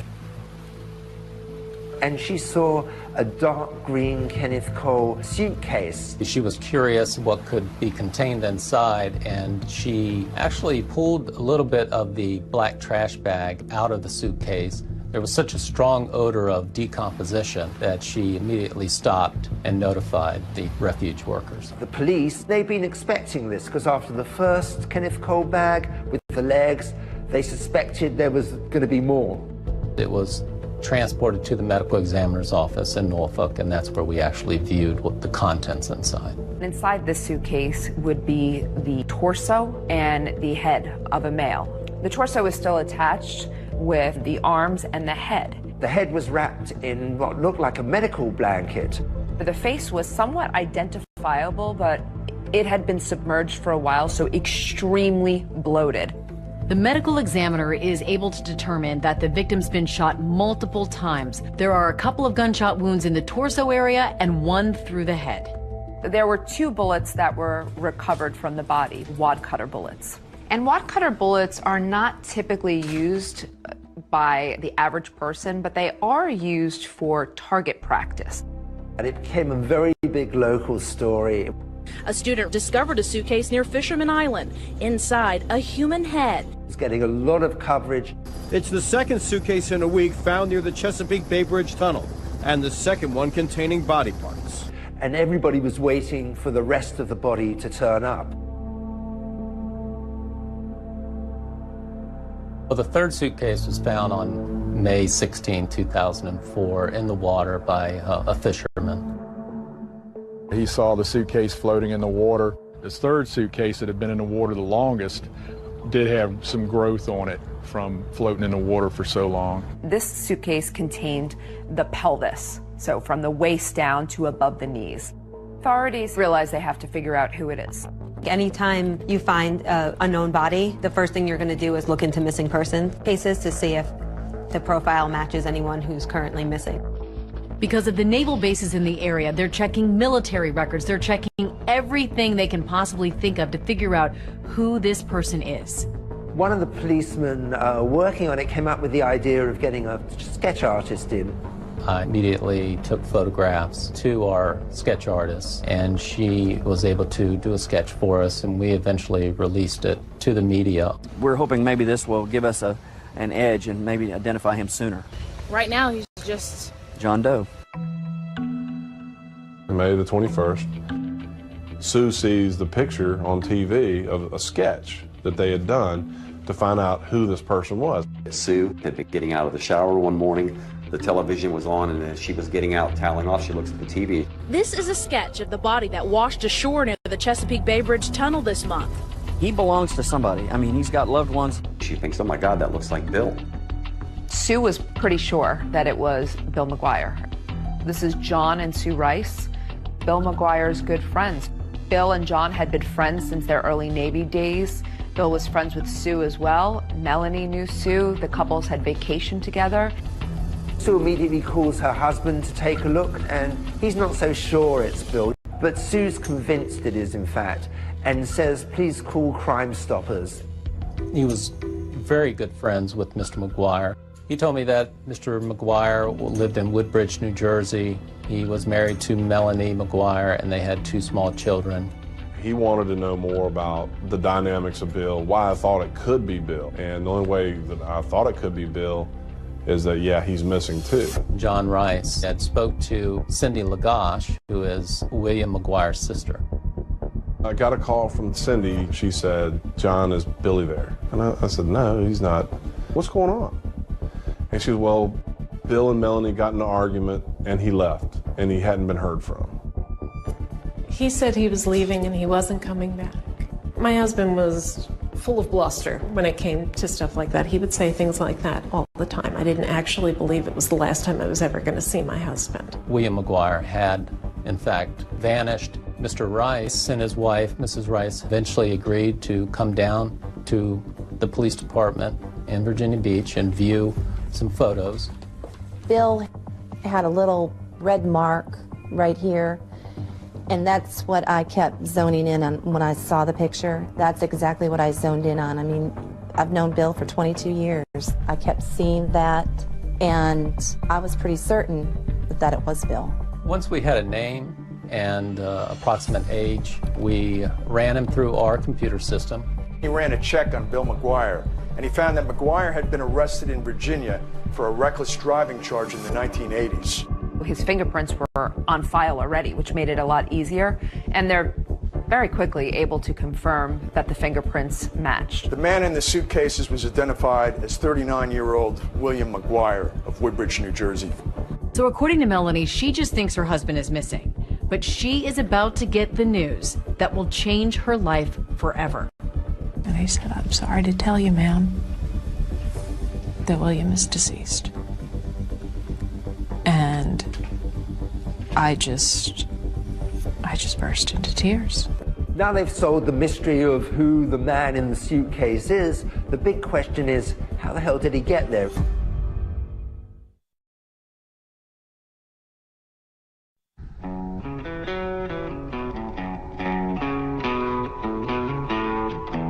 The Melanie McGuire story is centered around New Jersey.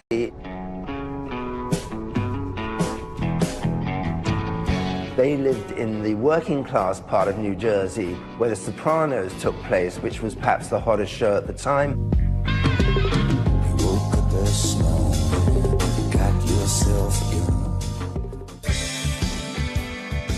Melanie is a Jersey girl, born and raised there. Her parents are Linda and Michael Caporero.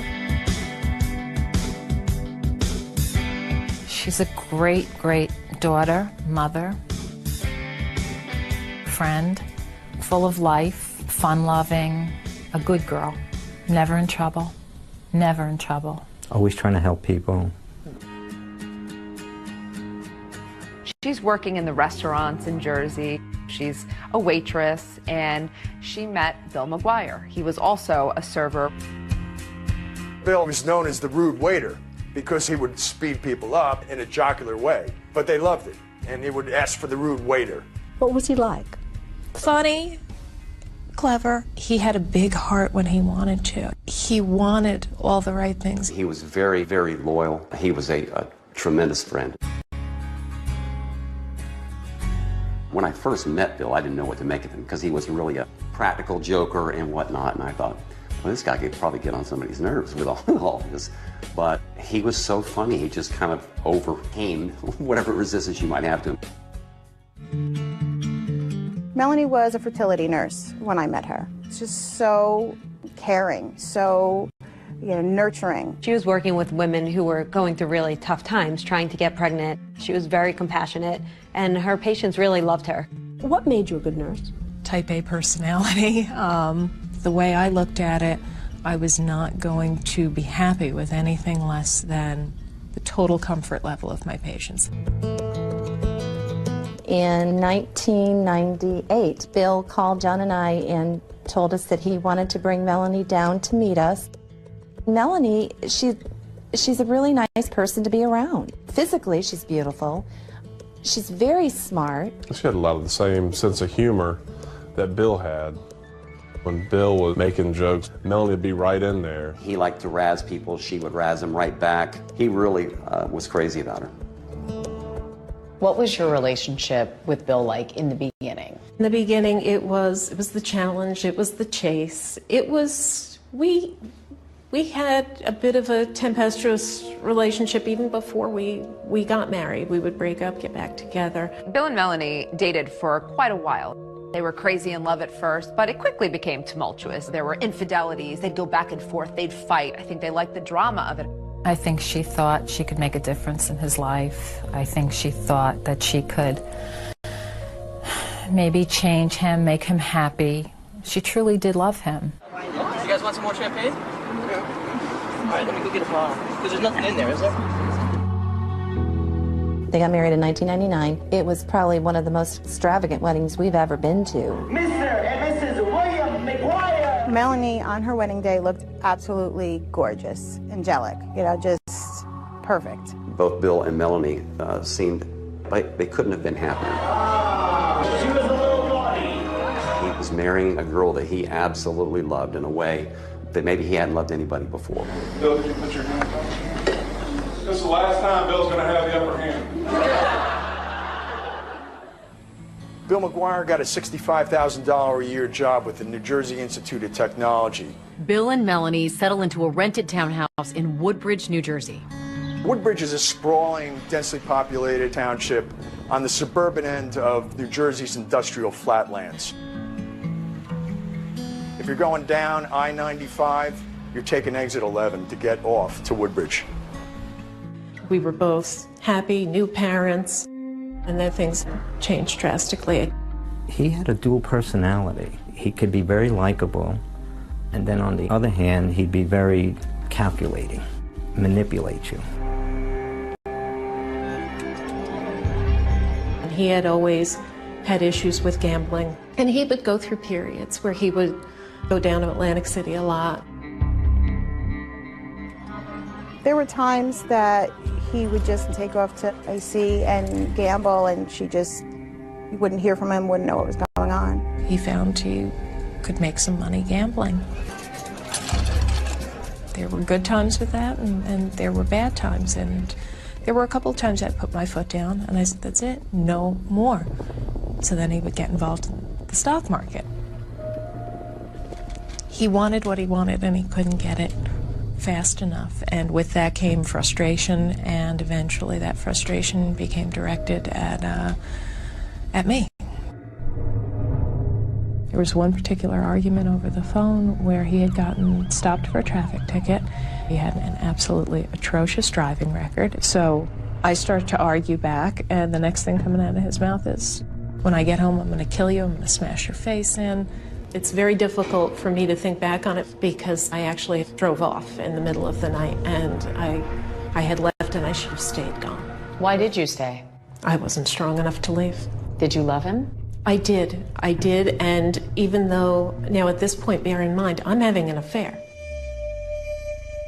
What appealed to you about Brad Miller? He was just very, very tender.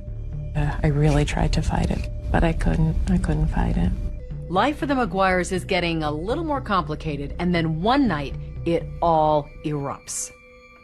Bill was probably the most streetwise person I've ever known, and I can tell you he never saw it coming.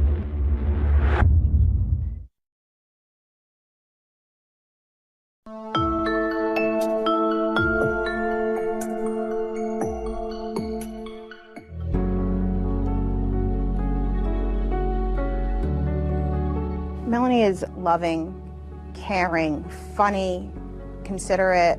We just clicked right away, to the point that I asked her to be in my wedding when I got married. Love is always patient and kind. It is never jealous. Love is never boastful or conceited, and is not resentful.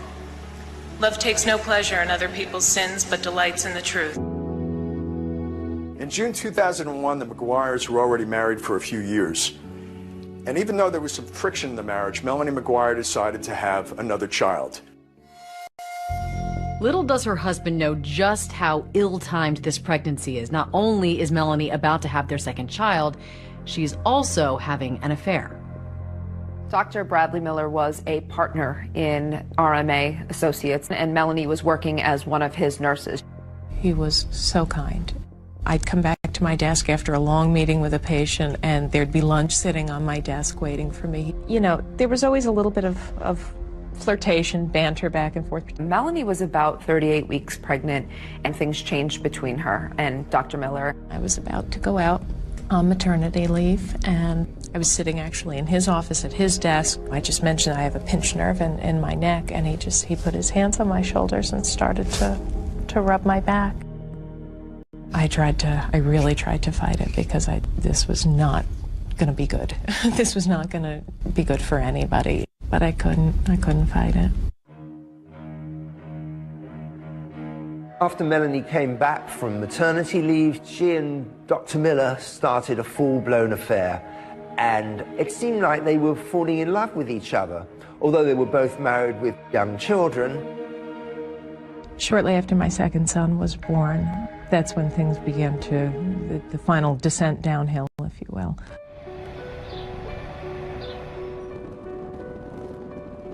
Melanie and Bill moved to the Woodbridge apartment. This is a townhome. They don't own it, they're renting it. He was constantly looking at homes. He wanted to end up buying a house before he turned 40. He did want to move down here to Virginia Beach. We took pictures of houses in our neighborhood, but Melanie just would not hear of it.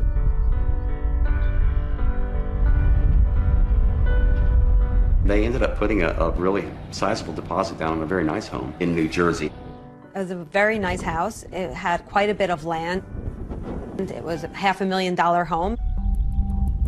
It was very contradictory. She's becoming closer to Dr. Miller, but she's going along with Bill's idea of buying a house. The marriage wasn't going well at all. So why were you buying this $500,000 house together then? The idea for me was we had a chunk of money, cash, that we were putting down on this house. In the past, we'd come to points where we had been in similar situations, and ultimately something would happen and he would go and gamble the money away. I figured this at least was an investment. On April 28th, they're due to close on the house at 2 o'clock in the afternoon, and she's in constant touch with Dr. Miller, who's pleading with her not to buy the house. He wants to be with Melanie, and he sees a future life with her. And Melanie told him that, not to worry about it, it's going to be okay, I'll take care of it. After they close on the house, they go back to their rented townhouse.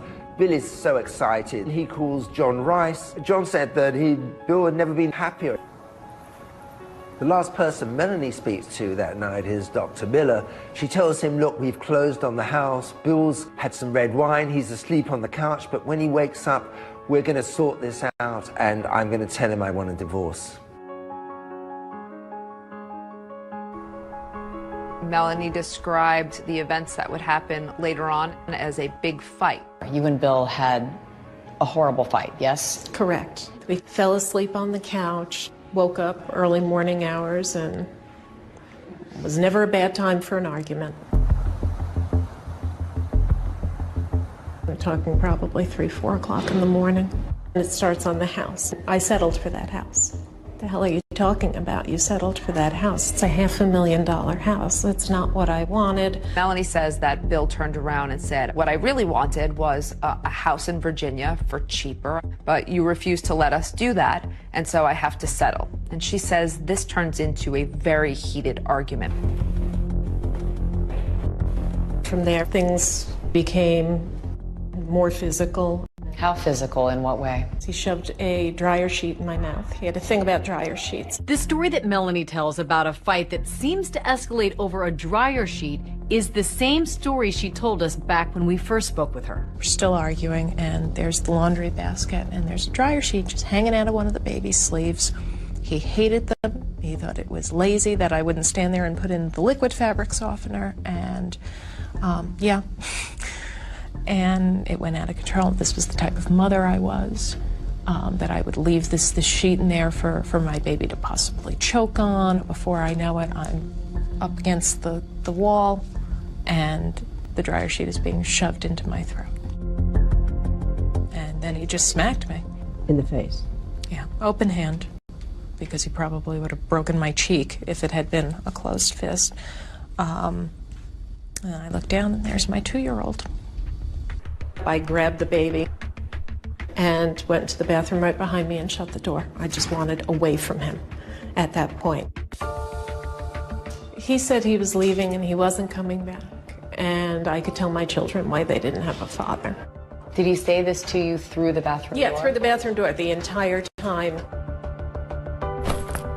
I imagine he was packing things and leaving. He was up and down the stairs a lot, but every trip back and forth berating me. What's the last thing you remember saying to him? Stop. Stop. Melanie said he'd driven off and she presumed he was in Atlantic City. He would have been back. He would have been back. I knew it. But this isn't just a few days that Bill McGuire is gone. We're talking weeks. What bothered me was that Melanie never reached out and said, hey, Bill's missing. She never reported her husband missing, and it's almost 30 days. The fact that we never heard anything from her was deeply suspicious to me. Love is always ready to excuse, to trust, to hope, and to endure whatever comes. Love does not come to an end. This is the word of the Lord.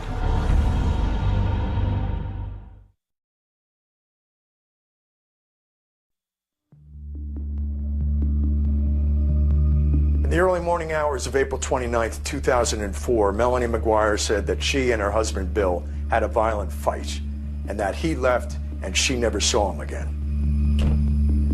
Melanie says the next day she got her kids up, she took them to daycare, and she started trying to figure out how she was going to move on with her life without Bill. And during this, the next day, the day after that, the day after that, you didn't hear anything from him? No. Did you try calling him directly? No, because this is what used to happen when we fought. You know, I'd call, whether it was to tell him off or to try to apologize or what. We just end up getting back into it again. I'm done now. I'm done.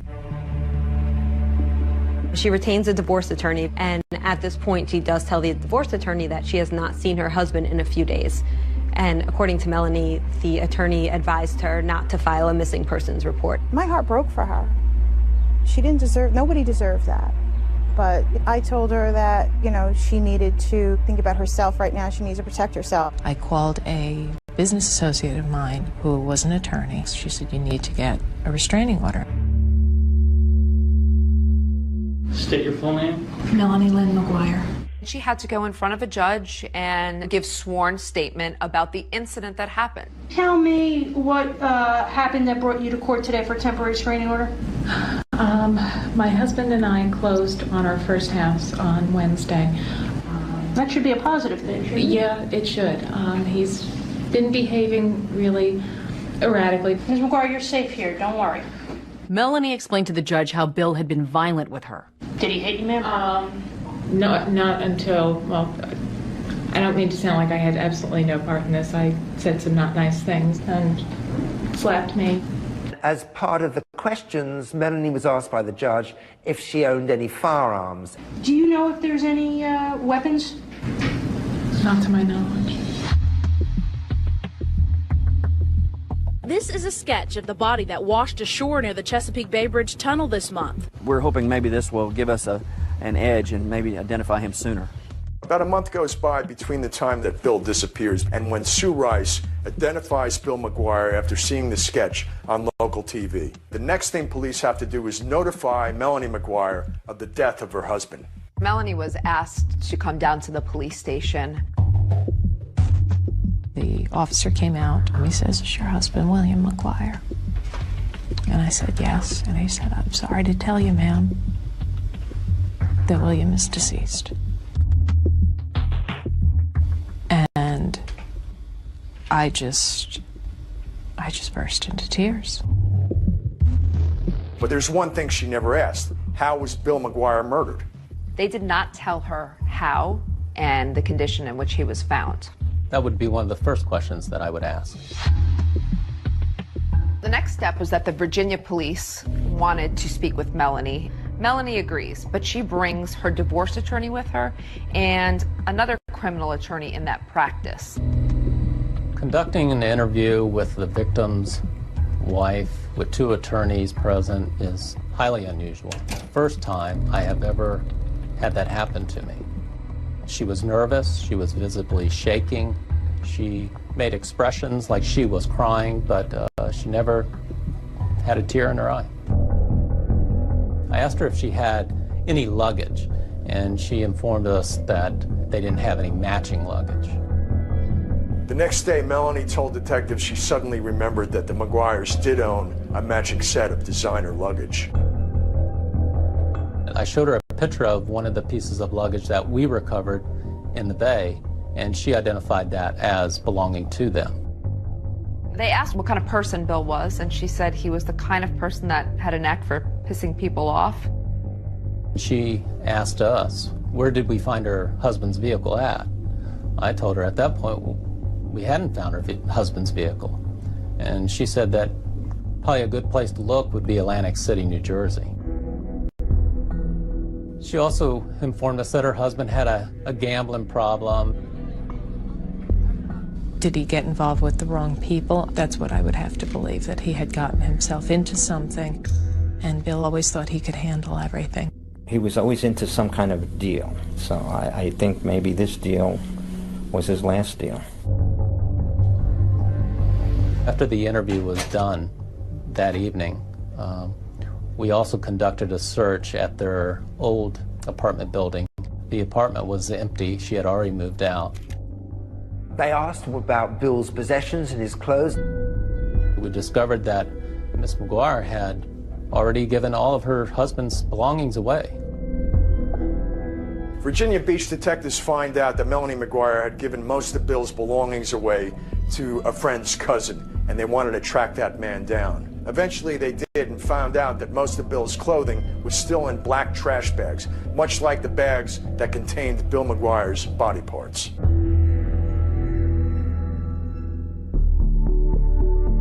The garbage bag, by sight, looked identical. Things are starting to make sense with the detectives. There's black trash bags, and there was also the hospital blanket that the head was wrapped into. And they're thinking, well, Melanie McGuire is a nurse. That's kind of an odd coincidence. At Melanie's suggestion, detectives start to search Atlantic City for Bill's car. And lo and behold, that's exactly where they find it. The Atlantic City forensic unit processed Mr. McGuire's vehicle. They took photos, they fingerprinted, they vacuum cleaned the floorboards. The body was released to Melanie on a Tuesday. Immediately she had him cremated. And the funeral lasted all of 10-15 minutes at the most. She called the following evening after the funeral, and at that point I just kind of blasted her. I just told her, I said, Melanie, Bill deserves so much more. And Mel just said, well, I'm a single mom now, and now I've just got to get on with my life. I said, well, no, the next thing is we've got to figure out who did this to him. And after I got off the phone, I remember hanging it up, and I said, John, she did it. She did it. Everything pointed to Melanie McGuire. Through wiretapping her phones, the police discovered the relationship that she was having with Dr. Miller. It's a eureka moment because it provides motive. I've told them everything that I know. But they're, they just don't. They want you to break.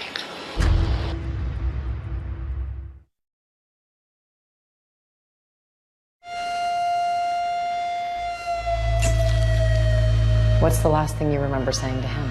Stop. Stop. People like to believe that someone was capable of committing this type of murder. Accused of cutting up his body and throwing it into the Chesapeake Bay. That the person who did that would look like a monster. But sometimes killers look just like Melanie McGuire. Is there anything else you're not telling me? Like what? Like I killed him. Did you? Thanks for asking.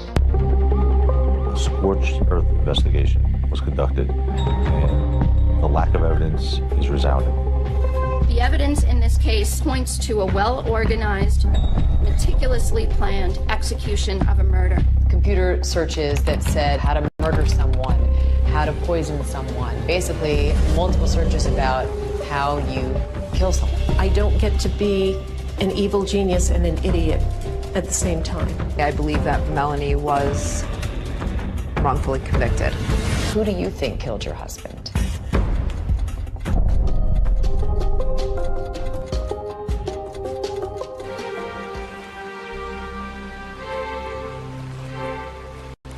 Melanie McGuire, once a married mother to 2 little boys and a fertility nurse, is today a 47-year-old inmate at the Edna Mann Correctional Facility in Clinton, New Jersey. In here, guilt and innocence is irrelevant in day-to-day life.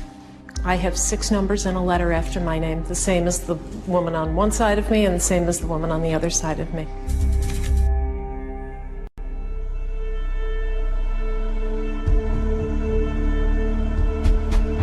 After Virginia Beach exhausted their investigation, they realized all signs pointed north to New Jersey. My name is Patty Prezioso. I was the lead investigator in the Melanie McGuire investigation and prosecution. Patty Prezioso was a very driven and highly successful Assistant Attorney General in New Jersey.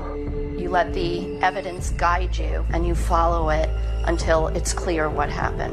She was extremely competent, and it was obvious. The task force had local police, state police, the Attorney General's office. They decided to treat this case with top priority.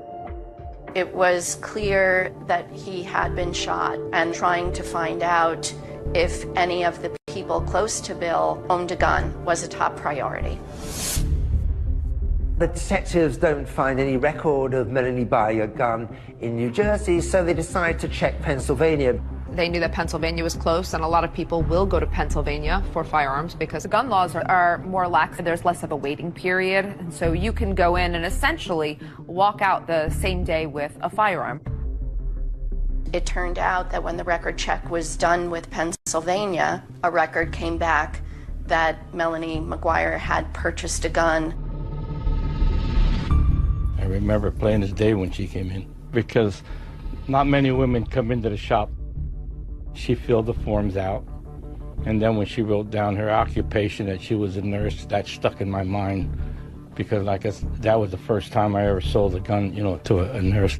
Melanie bought a Taurus 38 Special, and she bought wad cutter bullets. And that gun was purchased just 2 days before Melanie McGuire said her husband went missing. And remember, early on, Virginia detectives talked to Melanie, and she never mentioned anything to them about buying a gun. I had informed my attorneys of the purchase of the gun, and they said, well, if they ask, don't lie, but don't offer any information. And they never asked about a gun. Melanie bought the gun because Bill wanted her to buy the gun. She could get it, he wanted it. What he wanted, he got. Because Bill McGuire had a felony conviction stemming from his horrendous driving record, he was barred from purchasing firearms. You say your husband asked you to purchase the gun, but you purchased a gun just 2 days before your husband went missing. Of course, it's a coincidence. However, he was on me for a while about that, about trying to get that.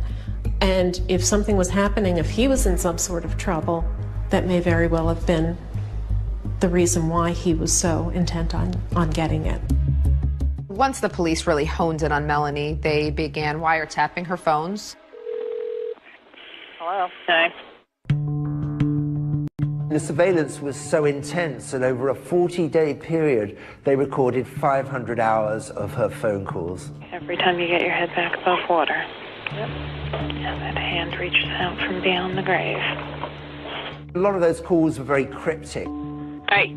How you doing? I spoke to, what's his name, about shipping? Alex. I didn't want to say name. Do you understand what I'm saying? Yep. She used the phrase a lot, being cut off at the knees. At least meet with a lawyer ahead of time who might cut it off at the knees. Doesn't that look suspicious? It doesn't matter what it looks like. She was a little salty. That was her personality, though. She was a Jersey girl. A lot of them were to her boyfriend, Dr. Bradley Miller. It was very clear right from the beginning that the relationship with Dr. Miller was different. There was a change in her voice. It was a softer tone. It's a eureka moment when they realize that she's having an affair because it provides motive. Dr. Miller also becomes a suspect. So one night when Dr. Miller was leaving work, he was going to his car. The detectives came out to confront him. Dr. Miller was adamant that he had nothing to do with any crime and he didn't know anything about this. And so I think the police said, well, prove it. You know, if you're willing to wear a wire, we'll believe you. It is now 2:30 p.m., May 31st, 2005. Brad Miller making an outgoing call to Melanie McGuire. Hello? What's up? I've told them everything that I know. But they're, they just don't. They want you to break. I mean, if you want us to stick together, I gotta know everything now. Before this goes any further. What do you mean you have to know everything now? I mean, there's no other secrets between us, right? That I can think of. You swear you had nothing to do with us? Yes. And your children's lives. Because I'm standing by you. Yes. In those intercepted phone calls, another friend she was speaking to was Jim Finn. Melanie met Jim Finn in nursing school, and Jim admittedly had a crush on Melanie. But once she left nursing school, she never talked to him again. That was it until February 2004, and she suddenly got in touch with him again. When she needed something, he was someone that, she could manipulate. And she knew he was a lover of guns. The police also approach Jim Finn because they find that before Bill disappeared, she's been talking to him about the firearms. She said to him, hey, I need to talk to you. There's some weird stuff going on here, and Bill is acting weird. Jim, who really still holds the torch for Melanie, and Melanie knows that, says, well, maybe you should get a gun to defend yourself. Investigators pick up Jim Finn, who also allows them to record his conversations with Melanie. And once they hear what's on those calls, they're satisfied Finn knew nothing about the murder. The reason I didn't you about buying a gun is because my husband wanted one. He wanted one? Yeah. Not only did he want one, I bought one for him. Why didn't you tell me? At the time the detective spoke to Jim Finn, he had no idea that Melanie McGuire had purchased a gun. He was surprised. Is there anything else you're not telling me? Like what? Like I killed my husband. Did you? No. But thanks for asking. Melanie never wavers on whether or not she was involved. It is always a hard no. I want you to tell me the truth. I'm telling you the truth. I did not do it. She was under a microscope. Everything she did was being watched. Everything she said was being listened to. Melanie does something that most people would find a little suspicious. Investigators start looking at her E-ZPass records. They notice trips to Atlantic City. She knew that Bill McGuire's car was in Atlantic City because she put it there. That requires 2 drivers. So that means someone helped her. What investigators find in Atlantic City has them wondering, did Melanie have an accomplice? And if so, who was it?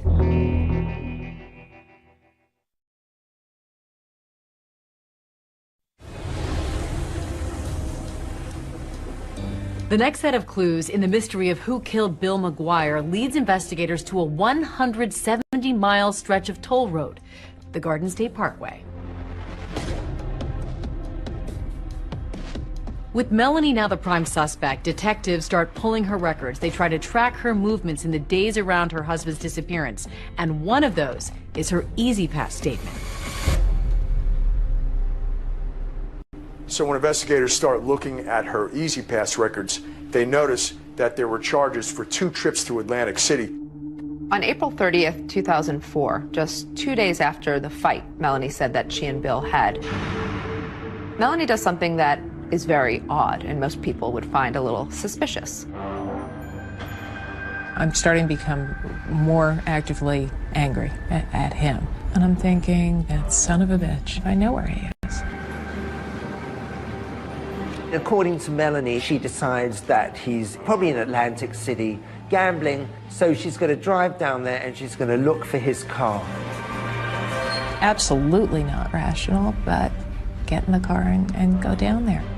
And I'm driving down, and I take the first pass on this highway, and I see a dark sedan. There's no way. There's no way. And lo and behold, there it is. Once Melanie spots Bill's car from the highway, she decides she's going to move his car. Melanie says in the past, when they're angry at each other, it's a way of messing with each other, I guess you could say. Pull off onto a little side street, and I parked my car, and it was like Mission Impossible. Scooted up to the car, got in, started it, and drove away. And where'd you put it? What I believe to be the Flamingo Hotel. What Melanie said was, I was going to move his car to the seediest part of town, the most annoying for him to find.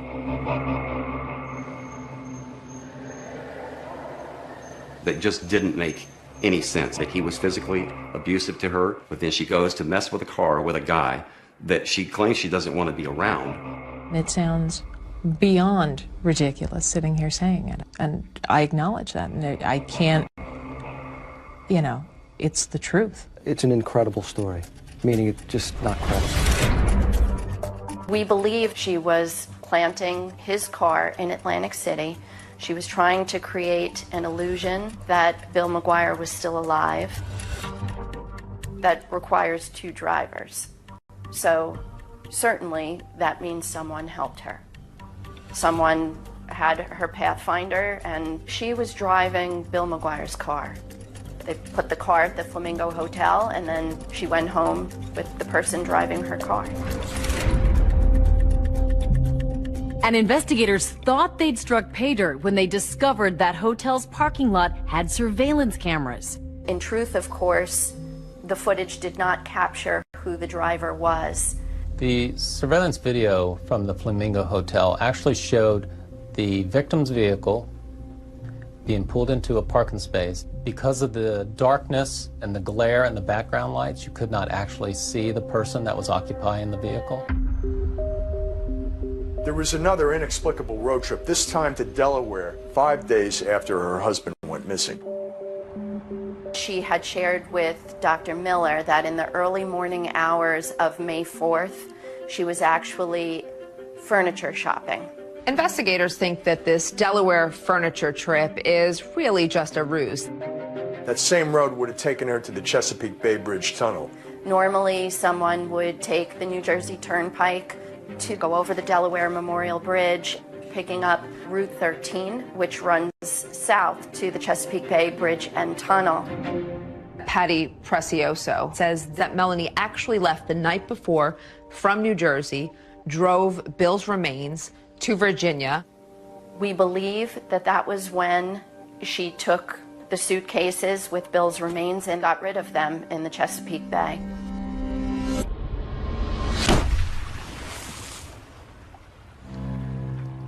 And the first suitcase turned up the very next day.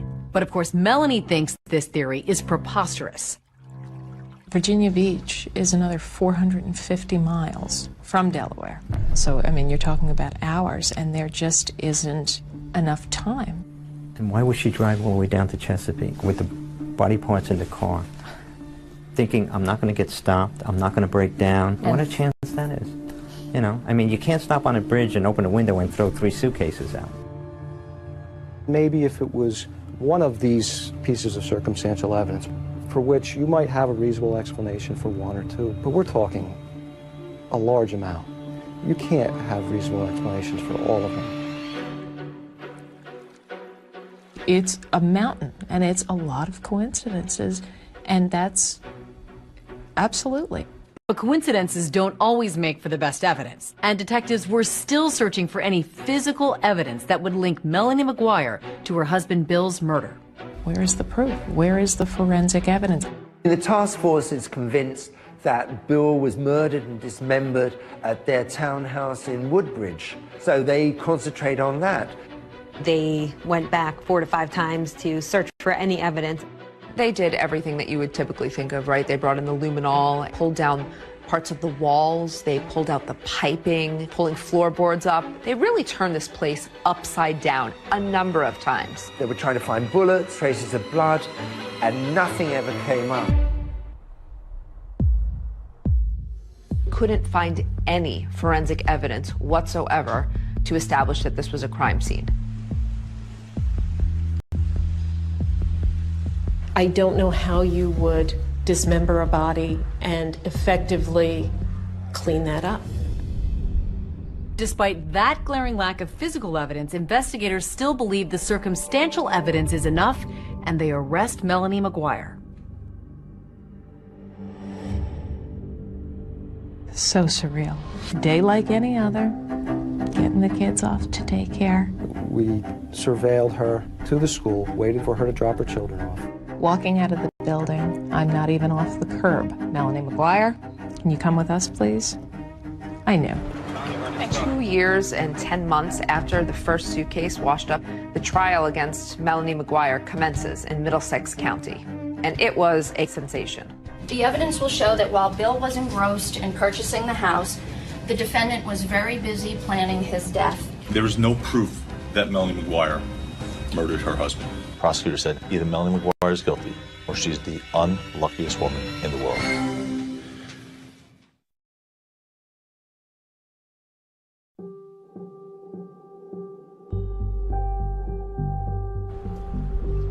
On Monday, March 5th, 2007, 2 years and 10 months after the first suitcase had washed up in the Chesapeake Bay, Melanie McGuire went on trial for her husband's first-degree murder. This was a case that had garnered a lot of media attention in New Jersey.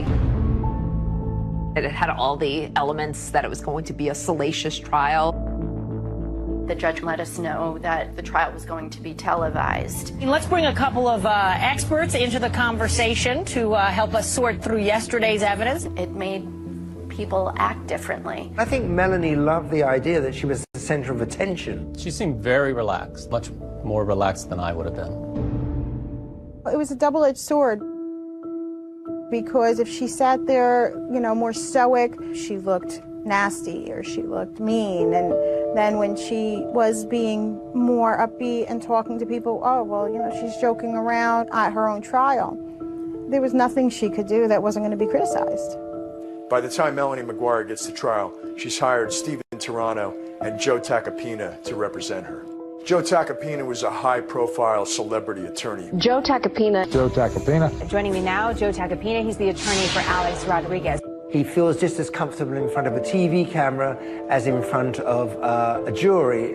A scorched earth investigation was conducted, and the lack of evidence is resounding. The evidence in this case points to a well-organized, meticulously planned execution of a murder. Is that a fair description of you? Were you somebody, if you were going to do something, you were going to do it all the way? Correct. And I would counter that argument with, if that's the case, then I would have been sure to not include blankets that could be traced to me, my own luggage. I don't get to be an evil genius and an idiot at the same time. They're not going to be able to tell you where William McGuire was killed, how he was killed, when he was killed. The defense were really trying to play to the jury that Bill was a major gambler and he may have owed thousands and thousands of dollars. He was a big gambler because he gambled beyond his means. When you have money out on the street and you're behind and you're not making payments, you know what happens? You get shot here and you get shot here. As prosecutors start laying out what they believe Melanie McGuire did to Bill, it all starts with something they found in his car after it was processed in Atlantic City. When investigators first recovered Bill's car, they found a bottle of chloral hydrate, a red liquid, and also a syringe in it. State's Exhibit 983. Do you recognize that? Yes, that's the vial we dispensed the liquid in. Chloral hydrate is, have you ever heard the term slip somebody a Mickey? It's the Mickey. It's what it is. It's almost like a knockout drug. They do a lot of investigating on this chloral hydrate, and eventually they find out that it was purchased the morning that Bill disappeared. Somebody dropped off this prescription for chloral hydrate at the Walgreens pharmacy, which is just down the road from where Melanie's children went to preschool. But the prescription pad was that of Dr. Brad Miller, who was Melanie's boss. So the light bulb goes off and they're thinking right away, clearly Melanie had access to this prescription pad. She used it, she filled it. Chloral hydrate was necessary for this defendant to have control, and even more importantly, it was necessary to her that Bill McGuire had no control. Dr. Miller looked at the prescription and he said, "That's not my signature, and it appears to be Melanie McGuire's handwriting." Prosecutors also focused on what they said Melanie was doing in the days before her husband's disappearance. For that, they looked at the McGuire's home computer. We had it forensically examined, and it really was just astounding seeing what the internet searches were for. Can you describe the searches that you recovered? How to purchase guns illegally, how to commit murder, and undetectable poisons was searched. It didn't look good. It looked like someone was searching how to, sedate someone or how to kill them. I'm a nurse. I was a nurse. And I don't need to look up things like that. If I wanted to look for something like that, I have a PDR, Physician's Desk Reference. I have a book that I can look in that doesn't leave an internet history. But both Melanie and Bill used this computer. So it's really hard to figure out who was searching these things. Now, you have absolutely no idea of knowing who actually conducted the searches that you talked about, correct? No, I don't. One of the things we can say for certain is that your husband didn't commit suicide. He didn't shoot himself. He wasn't able to carve his own body up. And yet there's a suggestion from the defense that some of the online searches were things that he was in fact doing, not that you were doing. It wasn't me.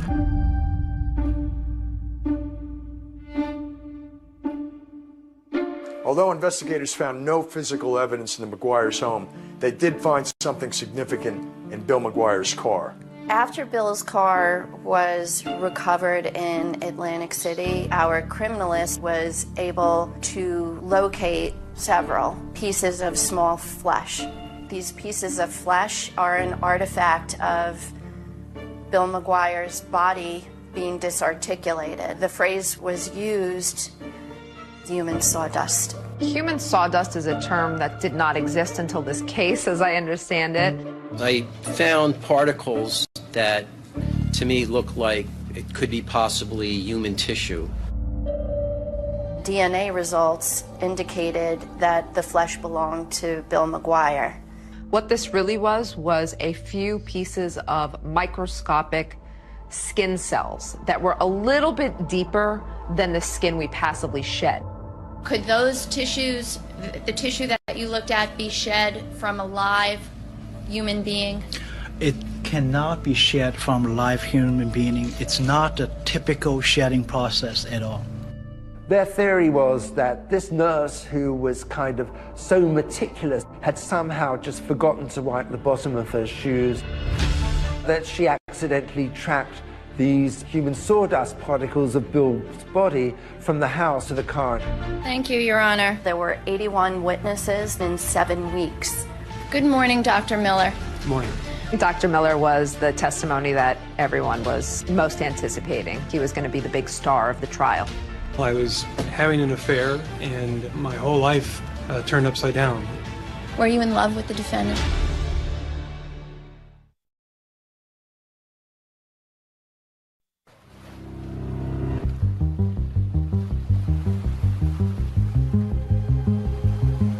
Do you want to call your next witness, please? Yes, Your Honor. The state calls Dr. Bradley Miller.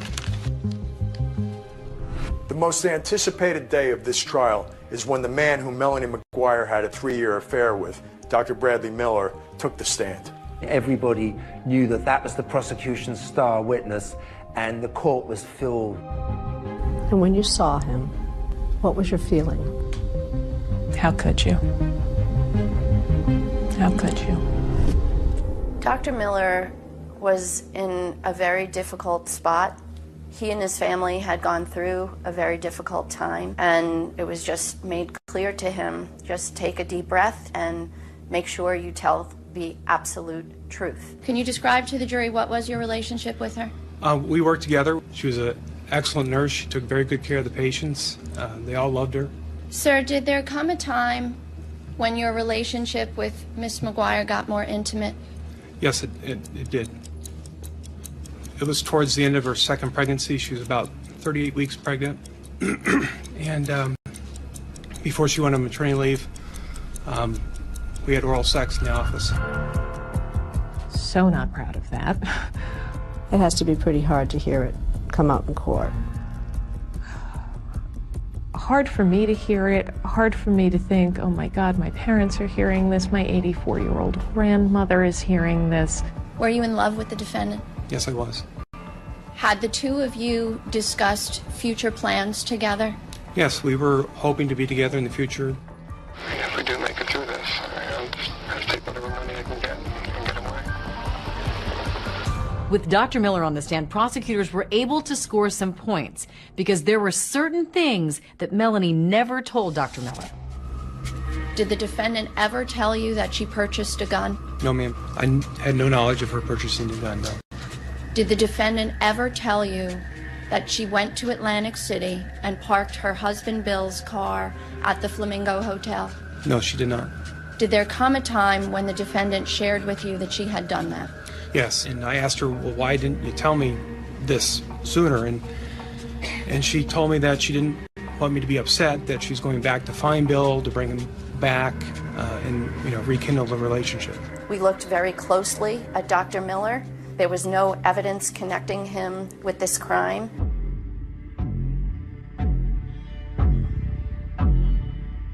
This is in reference to consensual recordings between Brad Miller and Melanie McGuire. You agreed to consensually record a conversation with the defendant. Yes, I did. Prosecutors really wanted the jury to hear those intercepted calls so they could get a sense that maybe her desire to be with him was the motive for the murder. During the calls, Dr. Miller spoke about their future together, probably prompted by detectives. After a divorce, and she gets half the money, I mean, it'd still be something to live on.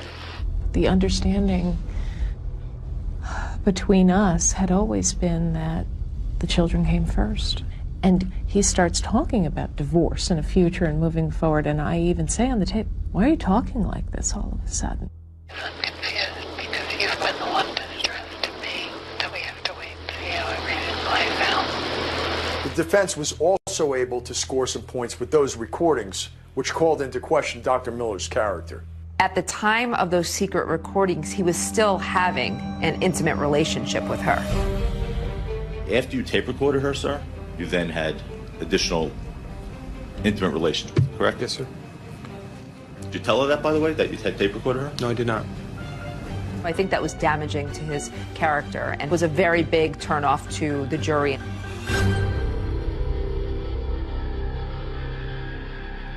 Have you ever had contact again with Dr. Brad Miller? No. No. After the day he testified, I haven't laid eyes on him since. You have no desire? It's tough. That was a tough betrayal to swallow. What matters is whether the state, and the burden is on me and I welcome it, whether the state has proved each and every element beyond a reasonable doubt. When you combine the computer searches, the prescription for chloral hydrate on prescription pads that the defendant used, and then you have the victim found inside their matching luggage, the bullets consistent with the gun that she purchased. It was a mountain of evidence. There's no question in my mind that she did it. I also don't believe that she acted alone. Now, who helped her? And Paddy Precioso told the jury that there was a very, very good chance that Melanie had an accomplice. Although he was never charged, investigators took a hard look at Melanie's stepfather, Michael Caporero. The prosecutor needed somebody, so they focused in on me. Anything they wanted, we gave them. We gave them DNA, we gave them hair samples. I had nothing to do with anything involving that crime. You don't need the precise when. You don't need the precise where. You don't have to find that she pulled the trigger. You don't have to find that she had hands-on physically in regards to his death. Well, boy, that leaves a lot of speculation out there for the jury. You can't guess someone into prison for the rest of their life. The jury goes into deliberation, and Melanie and her family are waiting on pins and needles. I was very concerned. I think we all as people like to believe that if someone was capable of committing this type of murder, that the person who did that would look like a monster. But sometimes killers look just like Melanie McGuire. The day the verdict was read, the atmosphere in the courtroom was just electric. Has the jury reached a verdict in this case? Yes, Your Honor. How do you find as to the count of the indictment charging Melanie McGuire with the murder of William McGuire? Guilty. I just remember seeing her collapse. I remember grabbing Joe's arm, and I remember feeling my legs just kind of go out from under me. She's alternating between I didn't do it, and my babies, and referring to her two children.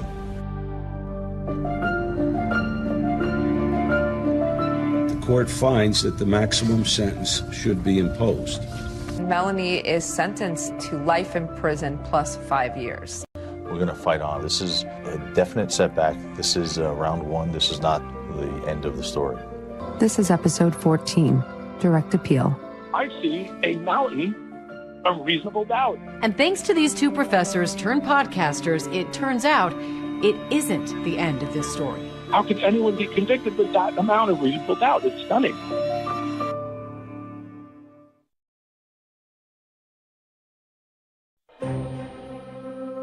After sentencing, Melanie McGuire was taken to the Edna Mann Correctional Facility in Clinton, New Jersey. Her new home would be a 6-by-9-foot cell.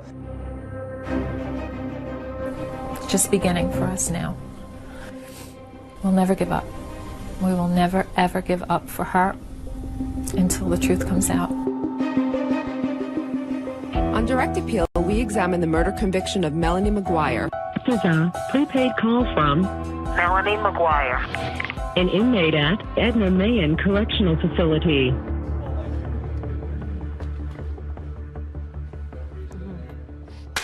All right. Obviously, Melanie's been convicted. She's exhausted all of her appeals at this point. So how did the idea for this podcast come about? Melanie McGuire was looking to speak with someone about her story because she had done really poorly in the court system, and I think she was frustrated. And after visiting with her the first time, I was like, this is a story. This is important. I expected the worst, and what I got was just one step shy. They give the verdict, parole eligible at the tender age of 101.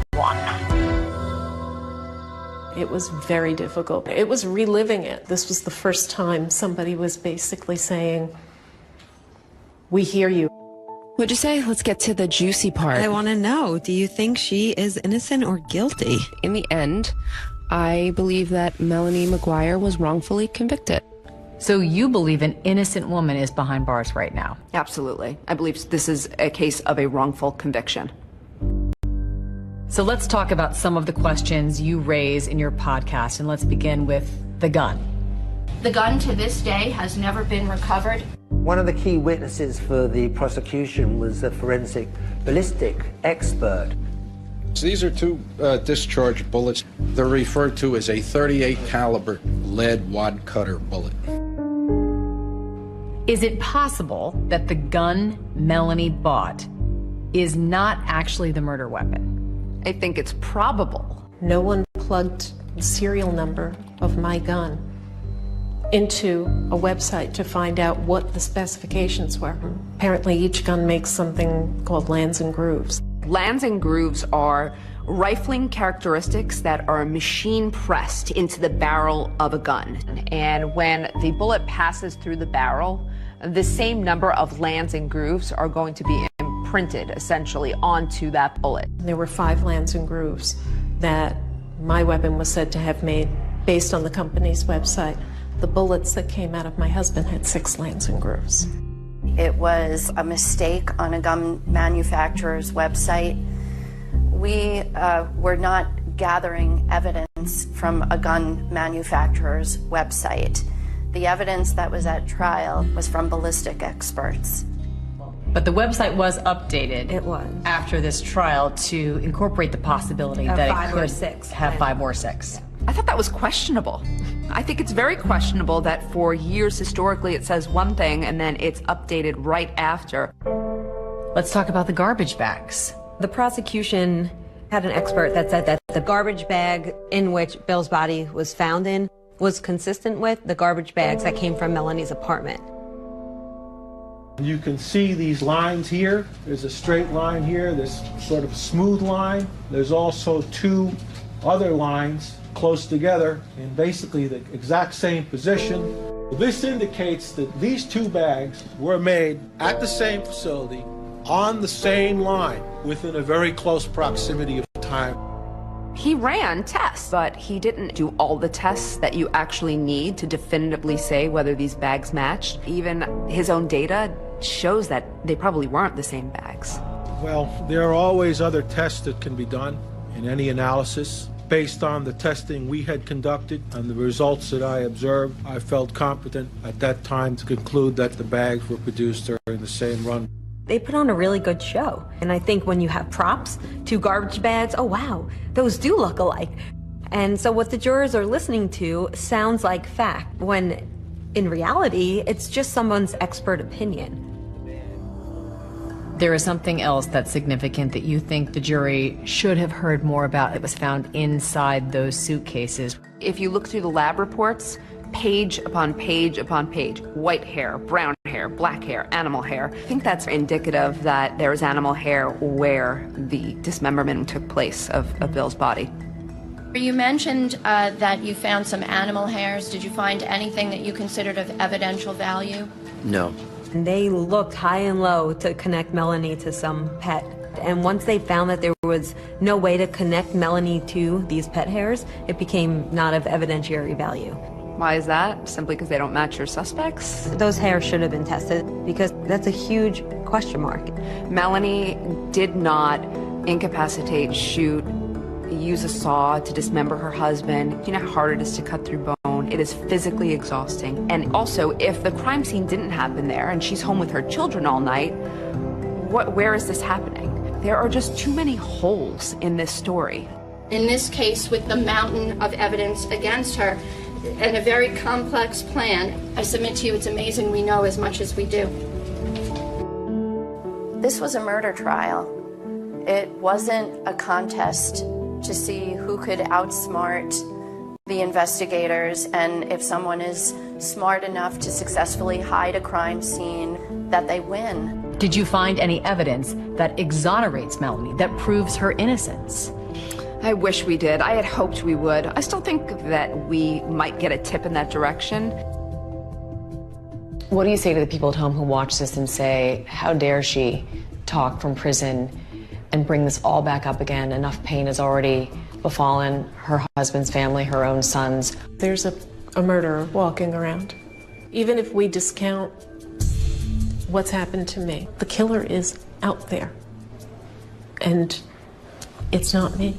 She had about as good a counsel as money could buy. She certainly had a fair and impartial jury. The fact of the matter is sometimes the evidence is such that your attorneys, no matter what you can pay them, they simply cannot overcome what you've done. So she can say whatever she wants. She's a liar and she's a killer. Today your boys are young men? They are. Is there anything you'd want to say to them?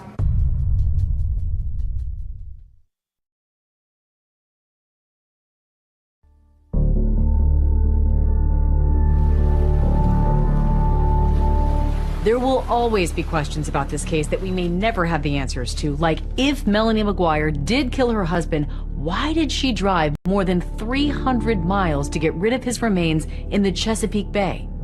His friend John Rice has a theory. Bill did want to move down here onto Virginia Beach. After a time, he gave up on that idea. So it almost seemed like a vindictive thing on her part to drive him down. Oh, you want to go to Virginia Beach? Here you go. Why was it important for you to tell this story on your podcast? A lot of people who are convicted, they'll go through the appeals process, but they won't prevail. If we can investigate this, provide any type of assistance, we're possibly remedying some of the harshest parts of our system. There are times when podcasts and media can shine a light where what the government did was not right. This is not one of those cases. A 39-year-old man lost his life before he got to see his children grow up. You have 2 little kids. Yep. That's the hardest part. Knowing that when I see my children, when I hug them goodbye, it could be the last time. Ultimately, the courts would award custody to Bill's sister, Cindy Lagoche. Melanie has had no contact with them. Today your boys are young men? They are. Is there anything you'd want to say to them? Make up your own mind. Don't accept what you're just being told on the surface. Dig. What is your level of hope that one day you might walk out of here? I'm terrified to hope, because to have it thwarted in here, it's absolutely soul-crushing. Bill McGuire was the father of 2 small children. He was a brother, he was a friend, and his life got cut short. I think Bill deserves to be remembered as a fantastic friend, a dad who loved his boys. He didn't deserve this. Nobody deserves that. No one.